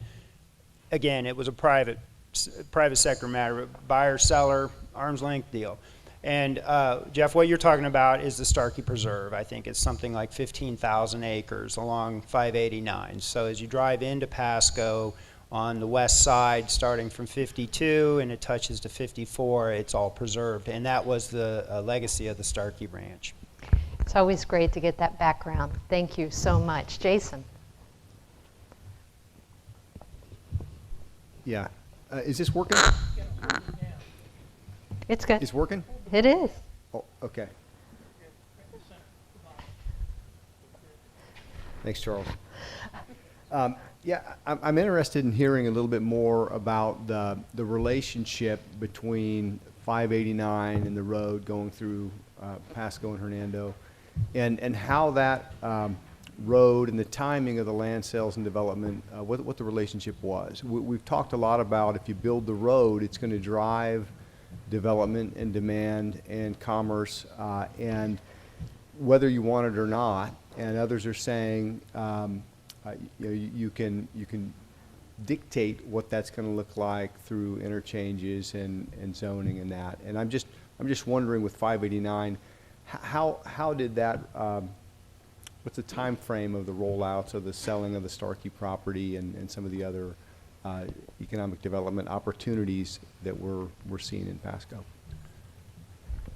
Well, I'm sorry for dominating this to my colleagues. I apologize. I'm going to go short and hand it to you, Valerie, okay? I'll believe that when I see it. We're very good friends, know each other very well. So I started my job in 2012. Those were all active ranches when I started my job, okay? Most of them are half completed. Master plan communities, beautiful. That's how fast it went. I don't deal in residential and retail housing. I deal explicitly in target industry sectors. So by the time we were able to figure out the demand, which had primarily do with the workforce, going back to this gentleman's point about workforce, the companies were following the workforce. So much so that we've actually hired a full-time workforce development manager just to make sure that we understand what their needs are. And my colleague is with me, Turner Arbor, who's sitting up there. That's how important we realized workforce was. So as we started developing strategies to get infrastructure to sites, how to incent companies to come in, we found that the large companies that wanted to move to Pasco were very much interested in the region, not so much just in that site. They wanted the site to access the region, but there were other sites. It just so happens that the workforce was moving to that particular area. And to give you some impacts, and I'm not doing this to brag, but these are factual numbers. From 2016 to 2019, once kind of things got built to a point where people could see the future of those developments, we had 4 major projects come into that intersection.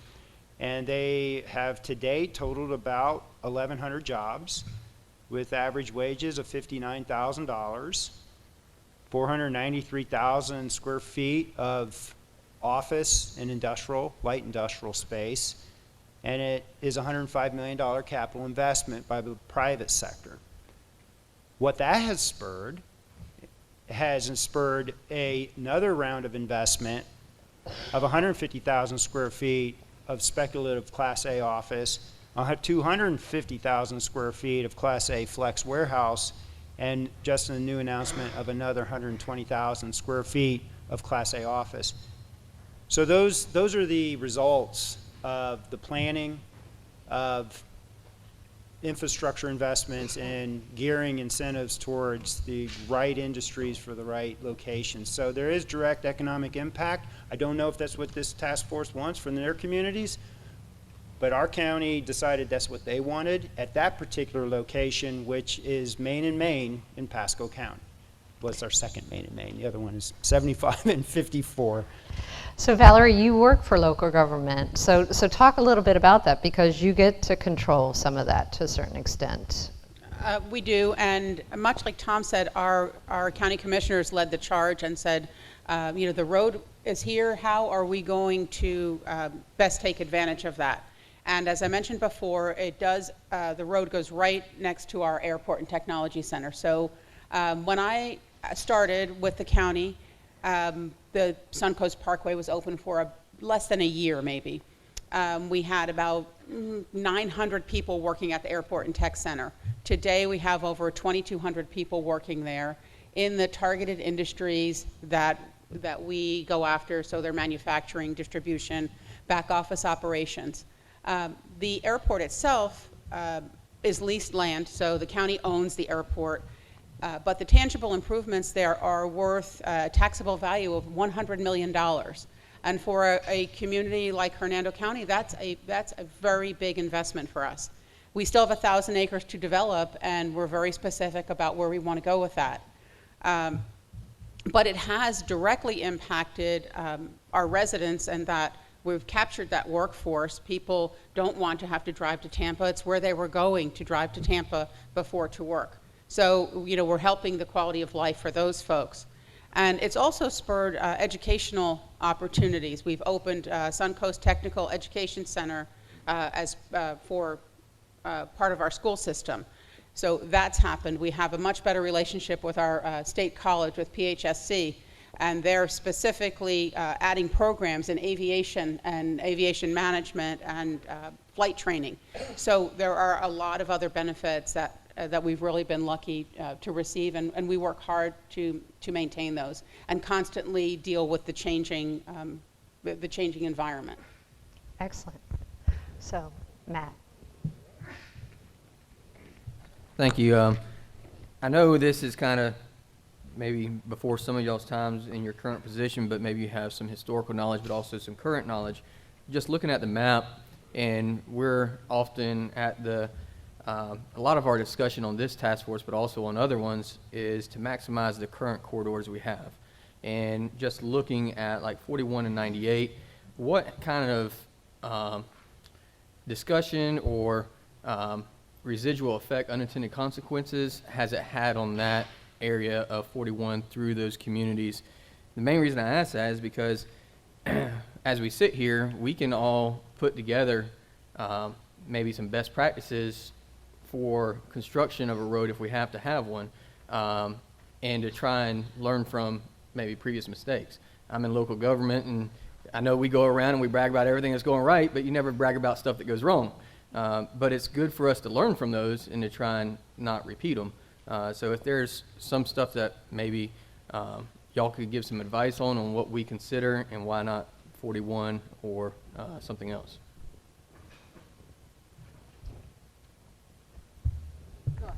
I have a specific suggestion. I was recruited to a task force. It was led by our MPO.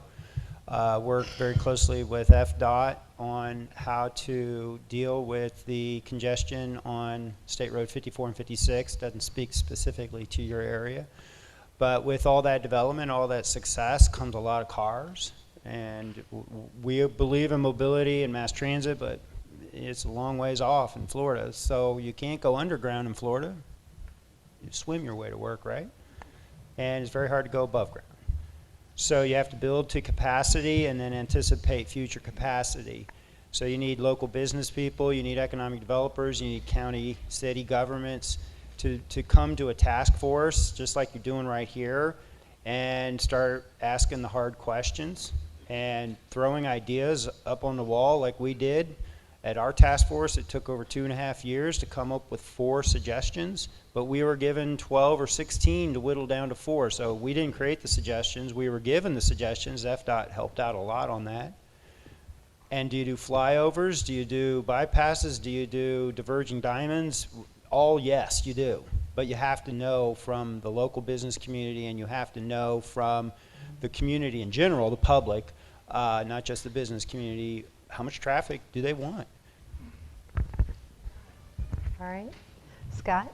And then, all right, we're going to get you, Kent. You're going to be the last word. There you go. All right. I just want to add in a couple things. One comment was made about agricultural land going away.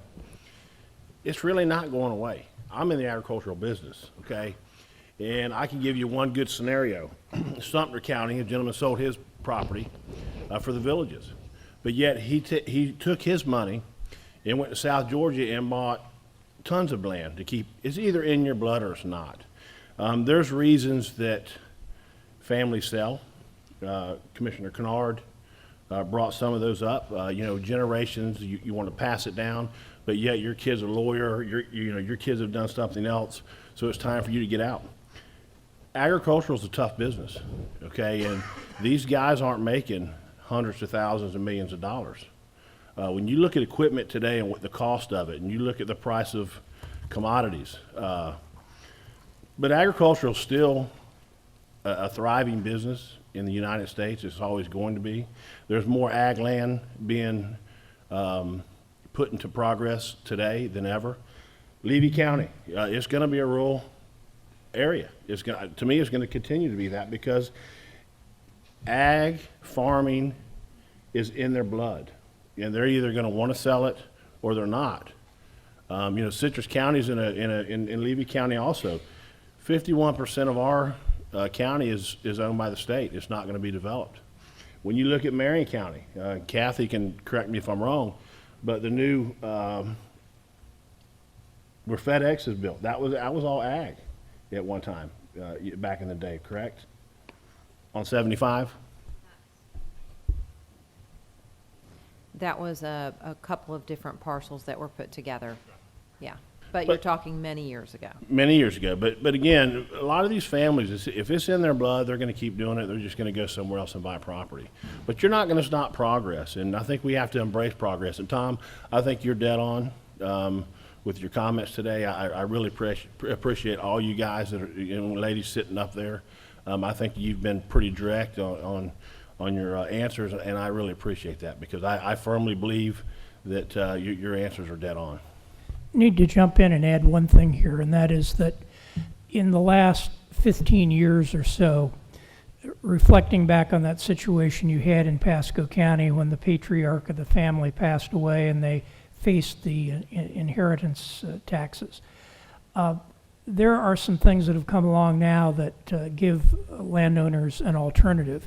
And one of the best ones is the ability to go in and acquire conservation easements, where the agricultural rights to the land are left with the family, and yet the development value is purchased out with the conservation easement, and then that money goes, among other things, to pay off the inheritance taxes so the land can be kept in agriculture.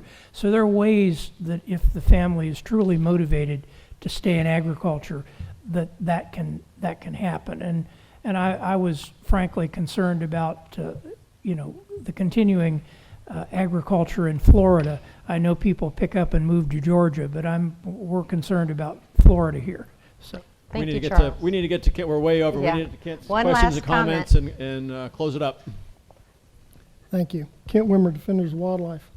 As DOT and many on this task force have said, there's a preference for utilizing existing corridors rather than creating new greenfield corridors. The MCOR corridors may not mirror the development and sprawl created by the Suncoast Parkway, which is a new greenfield corridor. Why would you expect a significant economic lift in adjacent areas from transforming unlimited and semi-limited access right-of-ways to a limited access right-of-way?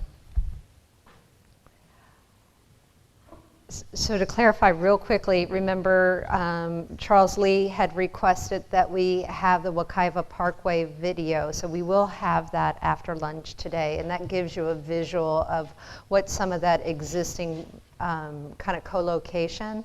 So I want to make sure we have that conversation. We know that that's coming after lunch today, but if y'all want to answer that for Kent, and then we will be ready for the next.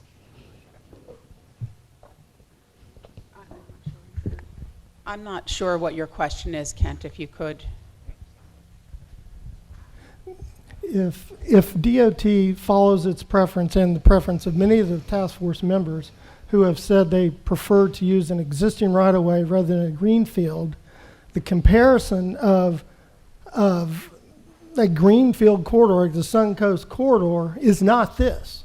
So because they would be converting an existing either unlimited access right-of-way or a semi-limited access right-of-way to an unlimited access right-of-way with the toll road, why would you expect there would be a significant economic lift to that? That's going to benefit these particular communities. If it's converting a road to more limited access, why would that be a economic boon to these communities? I think I understand. I think I mentioned earlier, and with respect to all of you, I think the key is to understand that a road doesn't bring prosperity, it brings traffic. You got to have a plan. And if you don't have a plan, then you're just bringing more traffic. And I kept mentioning the Urban Land Institute. Pasco County realized they had that problem. They didn't have a plan. And so they asked somebody to help them develop a plan. So, building roads brings traffic, but if you don't have plans for infrastructure improvement, you don't have plans for zoning and land use and future land use, then it's just a road. And I can only encourage you to find those budgets, find that money in those budgets to bring some outside parties in to tell you, look, here's how they're doing it somewhere else. And maybe it's good or bad, but at least oh, well, let's go visit that place. I wanted to just say one thing. I know we're over time, but I wanted to mention something that Charles brought up. I get called a lot of times to small families that want to know, how can they sell their 30 acres? I'm not the real estate broker. I come from a brokerage background, but they want advice. And to tell this audience here, my only advice is if you want to keep something in the family agricultural business, you always can lease the land, right? But they don't know how to handle an inheritance. So I got to think there's some smart financial people in these communities can go talk to these folks and say, let's set up these trusts today instead of looking after the death of the patriarch, the matriarch, of setting up that solution afterwards, because they're just going to give it all to the U.S. government in the form of inheritance tax. That's all I can tell you is my advice would be is plan today for tomorrow, because yes, most of the kids are not getting into agriculture. They call us and they're like, what company wants to buy my land? And I'm like, I don't know. So anyways, that's my advice. Whether the driver is a new multi-use corridor, or the change that's coming, or is a potential foreign trade zone that you're anticipating being a part of, or an emerging port, there are tools and resources in the state of Florida that you can use to either fund your strategic plan. There's a lot of good programs at DEO for helping to fund that strategic planning process. There are additional programs within FDOT, such as freight logistics zones, of which Pasco is part of one, and they've done a freight logistics zone study, as has 4 counties in North Florida in the Panhandle, and I believe one other area in the state, Jacksonville. So there are things that your economic developers, that consultants that we work with, can help you put together as tools that you can use in your strategic planning process. But I encourage you to go ahead now and engage your stakeholders, and plan along with your stakeholders. And you're going to have to engage different stakeholders, business groups, environment groups, residents, and others in different ways. So you're going to have to look at how, whether it's a face-to-face meeting, whether it is a focus group, whether it is a survey, but there's a lot of methodologies out there. So we just encourage you to use strategic planning to your advantage.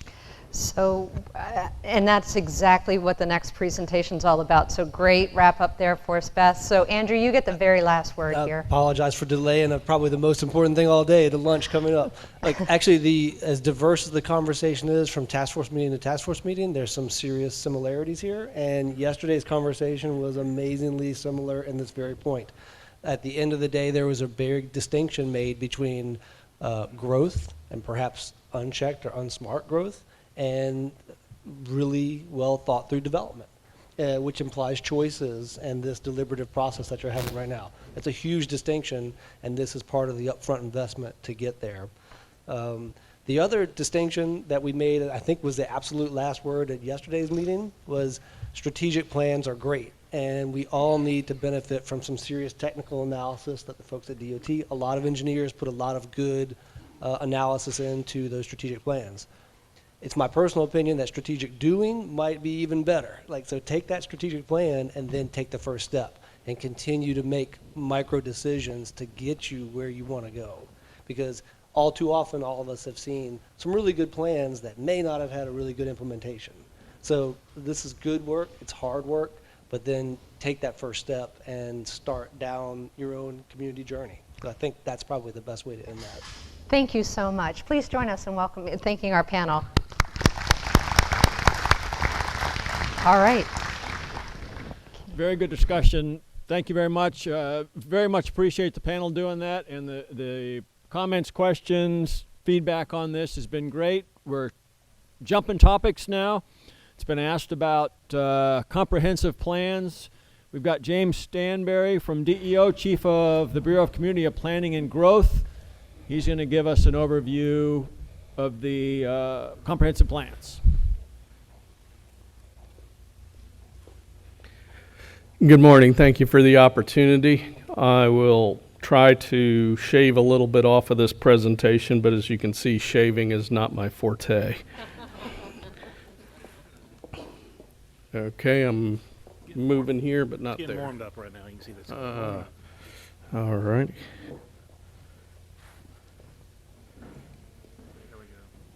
Like a lot of things, it's slowly coming into focus. So what is a planning approach to the overall effort that we are taking part of here? And what I would encourage is taking a step back, looking at your community, and what is your vision for that community. Then that, whether it's we want to be something bigger, whether we want to preserve what we have, a little of both, whatever the case may be. That community vision then can be implemented in part through the comprehensive plan made up of goals, objectives, and policies that will then direct your land development regulations and getting down to the permitting level. So comprehensive plans, they are required, all local governments are required to have them. They are made up of goals, objectives, and policies along with future land use map series. Some of the elements include future land use, transportation, conservation, intergovernmental coordination, all of those required elements along with optional elements that a local government may think appropriate for some of the situations within their community that are unique. So how does this tie in with the effort we're going through here? The statute was amended years ago as part of the comp plans to reflect corridors within your communities. Makes sense. Those are going to have an influence.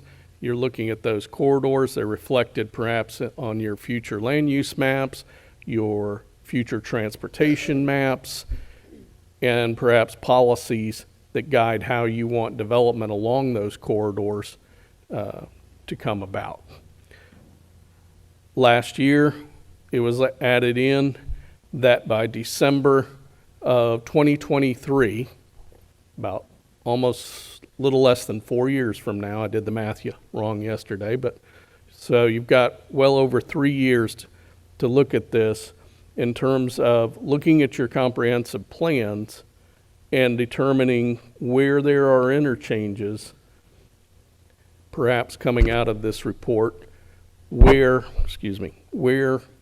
those land uses around those interchanges need to be planned for, and if necessary, also resources around those areas and how they can be planned for.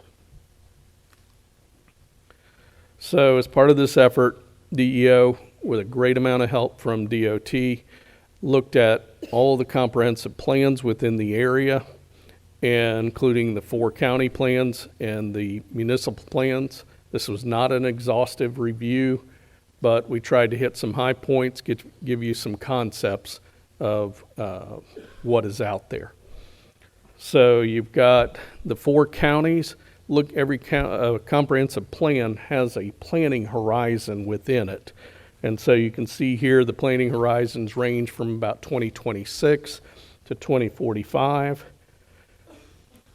Now may be the time for some of the ones with shorter planning horizons to go back and look at those plans and determine how far out do we want to look and what do we want to look for in the characters of our communities. Municipalities also have planning horizons within their comprehensive plans. Those range from 2020 to 2035. Few of them have planning horizons that have passed. Again, an opportunity to now take a step back and look at what you want to achieve through your comprehensive plan.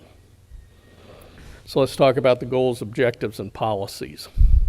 So there are different approaches in the conservation elements to protect local resources that can be regional in nature and state in nature. So Citrus County They've taken an approach wherein they use buffers for wetlands. They establish appropriate measures to protect their springs, spring sheds. Levy County, they have policies to protect and conserve the quality and quantity of current and projected water sources. They discourage incompatible uses in the coastal zone, and they limit development in environmentally sensitive lands. Marion County, they include policies to protect important resources through minimizing impacts to these resources. Sumter County, they have taken the strategy of discouraging filling within 100-year floodplains and restricting activities that affect listed species. But there are other types of preservation areas. There are farmland preservation areas. An example, Marion County, where they have established this preservation area to encourage agriculture and to protect the rural character of the area as an asset of Marion County's economy. They want to preserve this through infrastructure type in terms of preserving view sheds and having the type of infrastructure in those areas that is rural in character.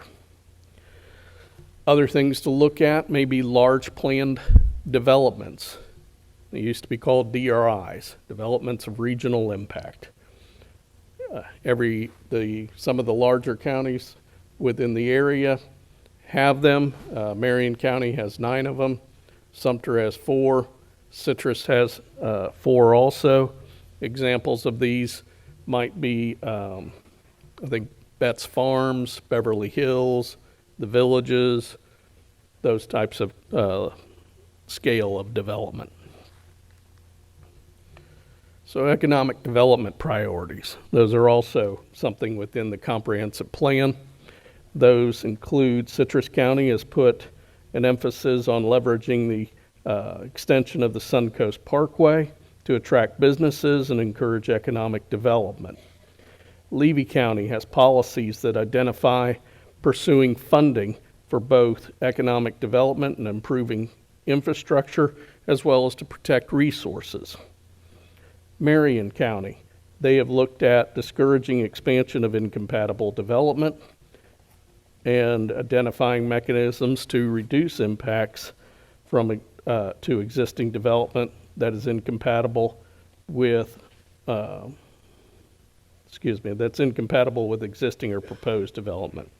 Sumter County, they've looked at policies that support planned development of intermodal logistics centers near convergence of I-75 and State Road 44, the Turnpike, and CSX Railroad. They've established 4 different types of generalized economic activity centers where future commercial and industrial growth will be promoted. So every county, every local government within their comprehensive plan has a future land use map. Citrus County, their future land use map. You can see they have corridor planning zones along State Road 44, US 41, US 19, and other roadways that promote planned and orderly development along those corridors. They also have commercial nodes that direct commercial development through the location and general standards and access management policies.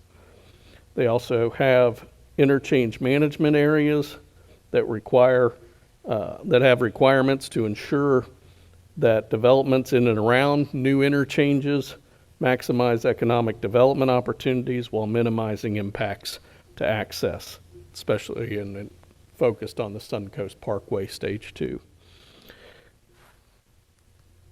I'm feeling like an auctioneer. I don't know if it's the surroundings or what, but Levy County.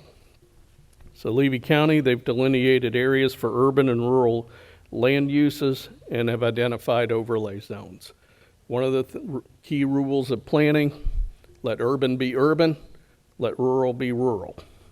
So urban areas are designated as municipal service districts. Overlay zones are used to identify locally recognized communities as well as special districts.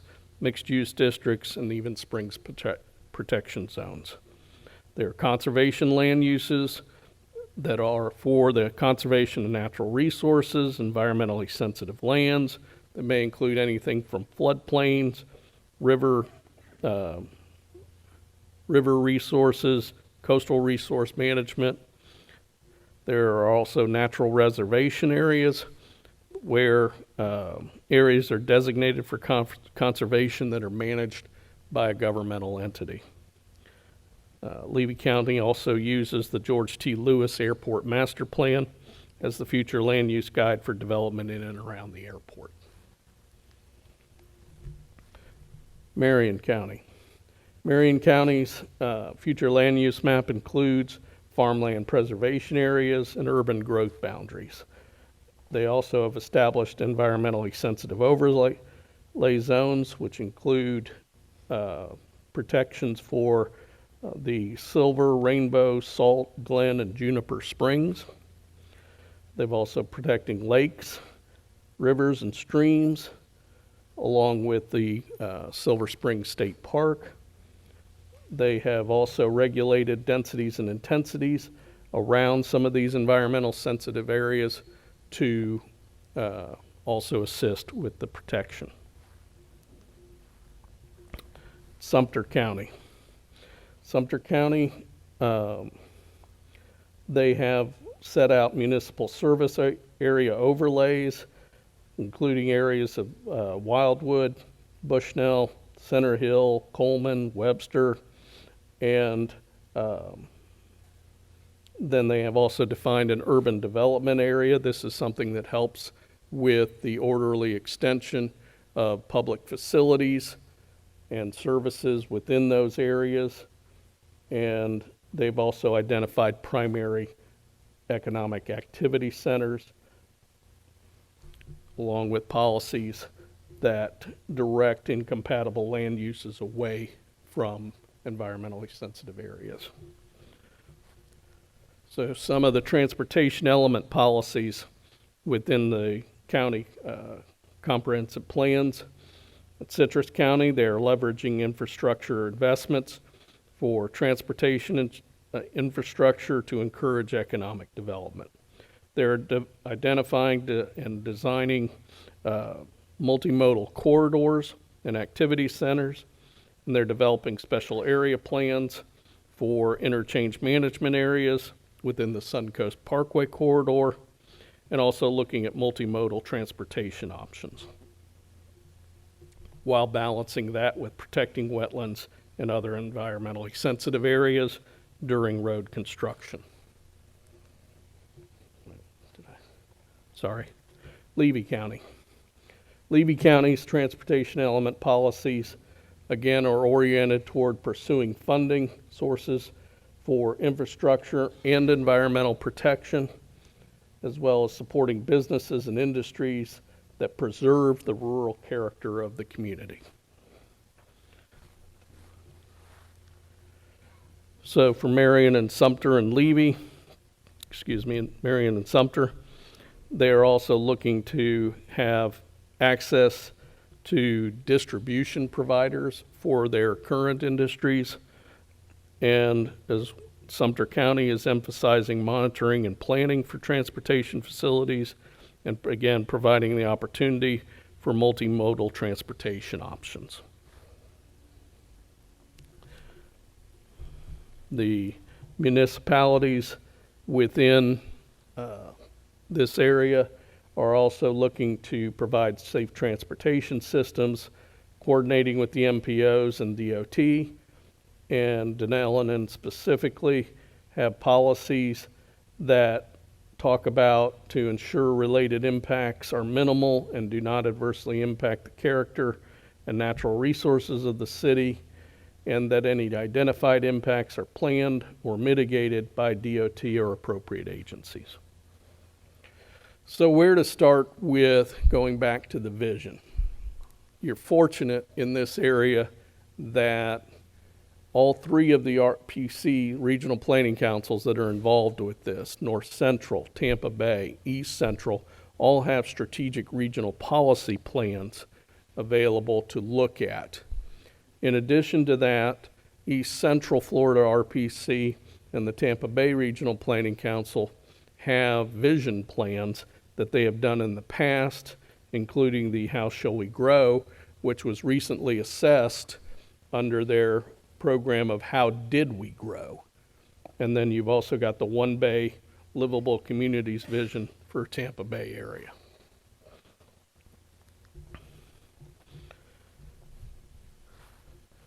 So community visions. Some of the local governments have already taken on visions for their communities.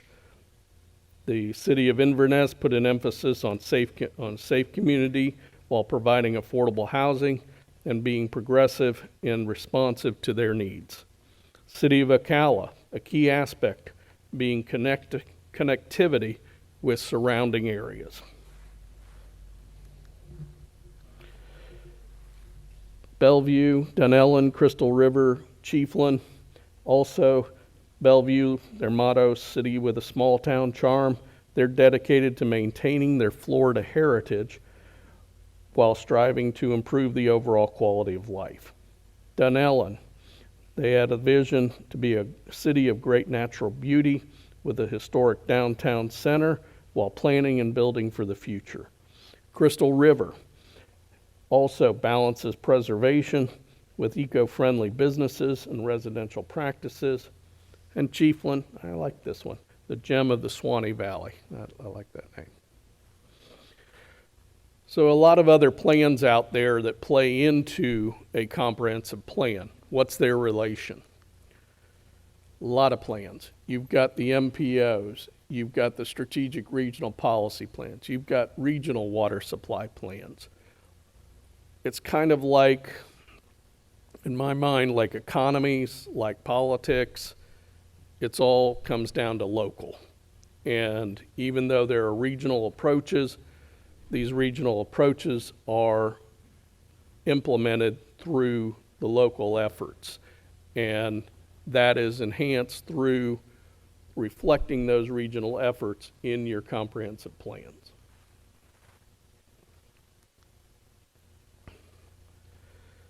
Let's talk about amending your comprehensive plan. There are three statutory processes for amending the comprehensive plan. For the sake of brevity, we're going to look at one of them in particular, and I can't remember, is it up today that has, yes, that small placard in the back, and I think there's also copies within your folders for the expedited state review process. This is it's a two-stage process wherein the local government proposes an amendment. It is sent to all of the reviewing agencies. They have 30 days to review it, to give their comments. Then based on those comments, the local government can look at that and say, yes, that's something we should take into consideration. Yes, you're right, we shouldn't do it this way. Or, no, we think we're right, we're going forward with it in this manner. And then, but in that same time, all of these agencies are available as a resource for a local government to bounce off ideas and going, well, if we don't think this will work, what about this? And we are available to say, well, what are you trying to achieve? Here's another way to do that. We can share the goal of what you want to achieve. Perhaps it's just on how it's being achieved. So where are we now? While the task force is meeting, do local governments need to run out there and do something immediately? No, other than starting to think about how could this impact us, and if it does come our way or is built, what do we consider to be the priorities of our community to maintain that character of our community.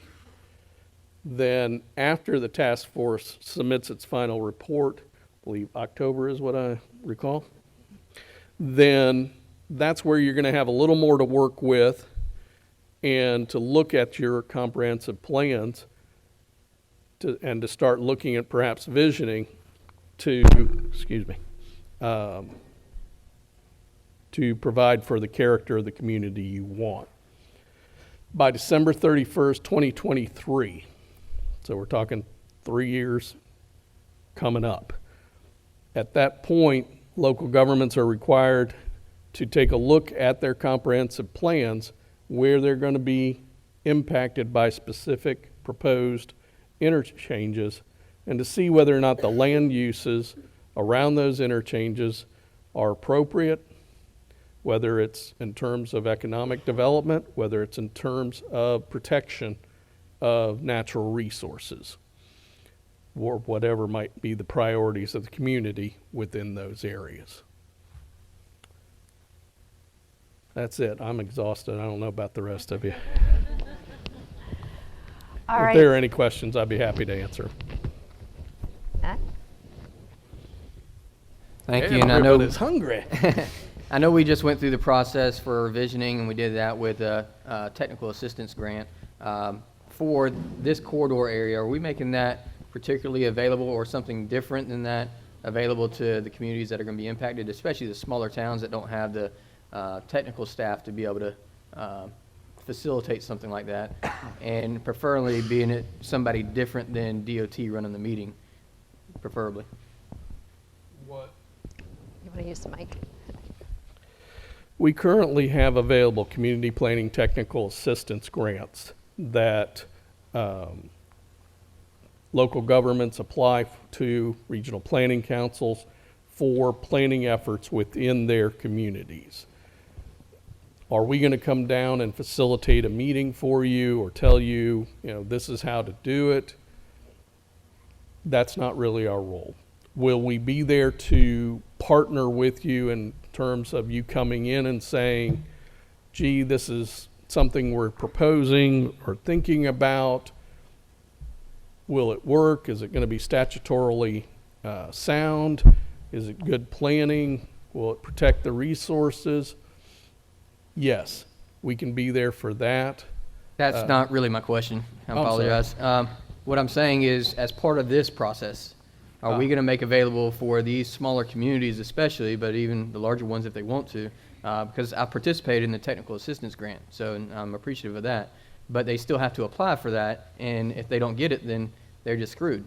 So I want to just try and make sure that they have the ability to work with somebody with some expertise, even if it's a grant to do a third party, have a third party come in and facilitate it is the main thing that I'm getting at.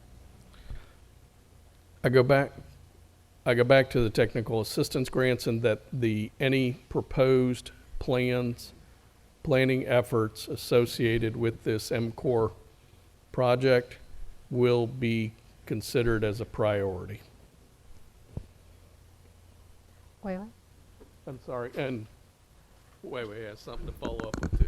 In addition to the technical assistance grants that's offered by DEO, the department is committed to working with our partner at DEO and also the regional planning councils to provide assistance to the rural and the local communities when there's the need to revise their comprehensive plans. Okay, excellent. We're going to go around the table. So Kathy, I think you're the next 10 up. Sure, I don't have a question for you. I just have a statement to make on this avoidance features and maps, since we just talked about comprehensive plans and what Marion County has in place in its comprehensive plan. I'd like to go on record that that the farmland preservation area should be on this avoidance map. Excellent. We're going to have a conversation about that this afternoon. So we'll put that down as we do that, if you don't mind. You can go ahead and revise the map and then hand it out before that conversation this afternoon. Gotcha. That'd be No greatly subway appreciated. here. All right. Rock, you had a question? It's kind of difficult to start working on changing comprehensive plans when you have no idea where it's going to be.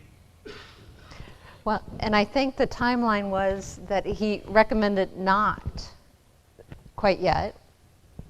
So after the task force submits its final report, I think the goal here was to give an overview of process. Right. I mean, you're looking at their coming out with the report in October of this year. the statute requires looking at your comprehensive plan to see whether or not any changes are needed by the end of 2023. So we're talking a 3-year window there, and I think there's going to be a lot of processing going in to, once the corridors are identified, to that will allow enough time for planning. So in October, we should know where it's going to be? Oh, you need a mic. I didn't realize we recycled. Me neither. Good question. So October, we will hopefully wrap up this part of the process of getting the guiding principles to help facilitate the production of the corridors, right? So this afternoon, we're going to talk about alternate corridor evaluations. You'll kind of hear where we're starting. What the avoidance map is kind of a step one. We've taken the county-wide areas of opportunities and narrowed those down a little bit. So I hear you. Some of us want to get there a lot quicker, but we gotta go through this process. Be patient with us, and we'll get there. Great. Thank you, Commissioner. Jane, you had your card up. Thank you. What happens in the event that a local government votes not to even transmit to DEO the comprehensive plan amendment that would accommodate CORES within their jurisdiction because of a finding based on competent and substantial evidence that the road would be inconsistent with the goals and objectives and policies in their comp plan? That's why we're all here, is to figure out what the next steps are. Right, but if they decide to never even transmit the amendment that would accommodate the road, what are you going to do to that municipality or that county? Will it just be a flat-out taking of eminent domain? Our normal process is pretty engaging. So, I mean, every step of the process, we are going to engage the locals, and we're not going to do anything they don't want. I mean, that's the bottom line. I just need to clarify. So if a local government decides not to even transmit, or it decides to vote against transmittal or adoption, then DOT will not be taking that it won't force that down the local government's throat?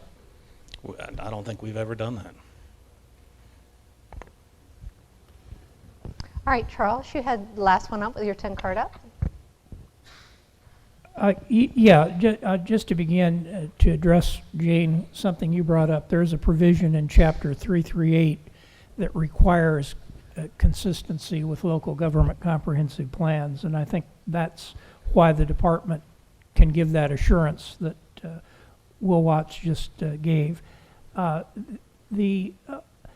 have a question, though, for James, and that is, how many of these local governments within this particular MCORES area are coming up on an ear-based review? They're once every 7 years required review that goes through the state coordinated review process. I don't have that information offhand. What he's referring to is that every local government is required to look back at their comprehensive plan on a 7-year basis to determine whether or not any statutory changes that have occurred since the last update of the comprehensive plan are reflected in the comprehensive plan. It's also an opportunity that local governments can take to take a step back and look at their comprehensive plan and see whether or not the vision that they had when it was last updated is still the vision for that community. Did we want to be rural before, and now we want to open up a little bit more? Did we plan for development, and what we thought we were going to be able to protect under those policies is not being protected? Or, yes, we're still heading in the right direction, let's stay the course. Yeah, my point is that I would agree that you really can't do anything fundamental with regard to planning until you see at least a corridor line on the map. However, The last thing that you would want to do in a local government setting is to be in a situation where once that line is on a map, your first reception of things is a crescendo of applicant-driven plan amendments, 60 acres at a time, 600 acres at a time, or 6,000 acres at a time, where you're dealing with an applicant coming to you, a landowner, saying, I see that line on the map, they're proposing a road, I want to change my land from agricultural to mixed-use density PUD. You really need to think about getting out in front of that. And if in fact you are in a 7-year review cycle period and you can take that big comprehensive look, it would be, I think, a good thing to consider doing. If you take a look at this slide, it does show you the year that the comprehensive plan was last updated. You can approximate 6 or 7 years to that for when the next statutory requirement is. All right, Mr. Chairman, that appears to be all the 10 cards that were up. James, thank you very much. With that, let's see, we're a little over. We're at 6 minutes over. We'll stick with an hour. Actually, we'll go on hour 4. Let's get back at 1:40, and we'll figure out how to make up 10 minutes in the afternoon. And there's a list in your packet of the restaurants. Thank you.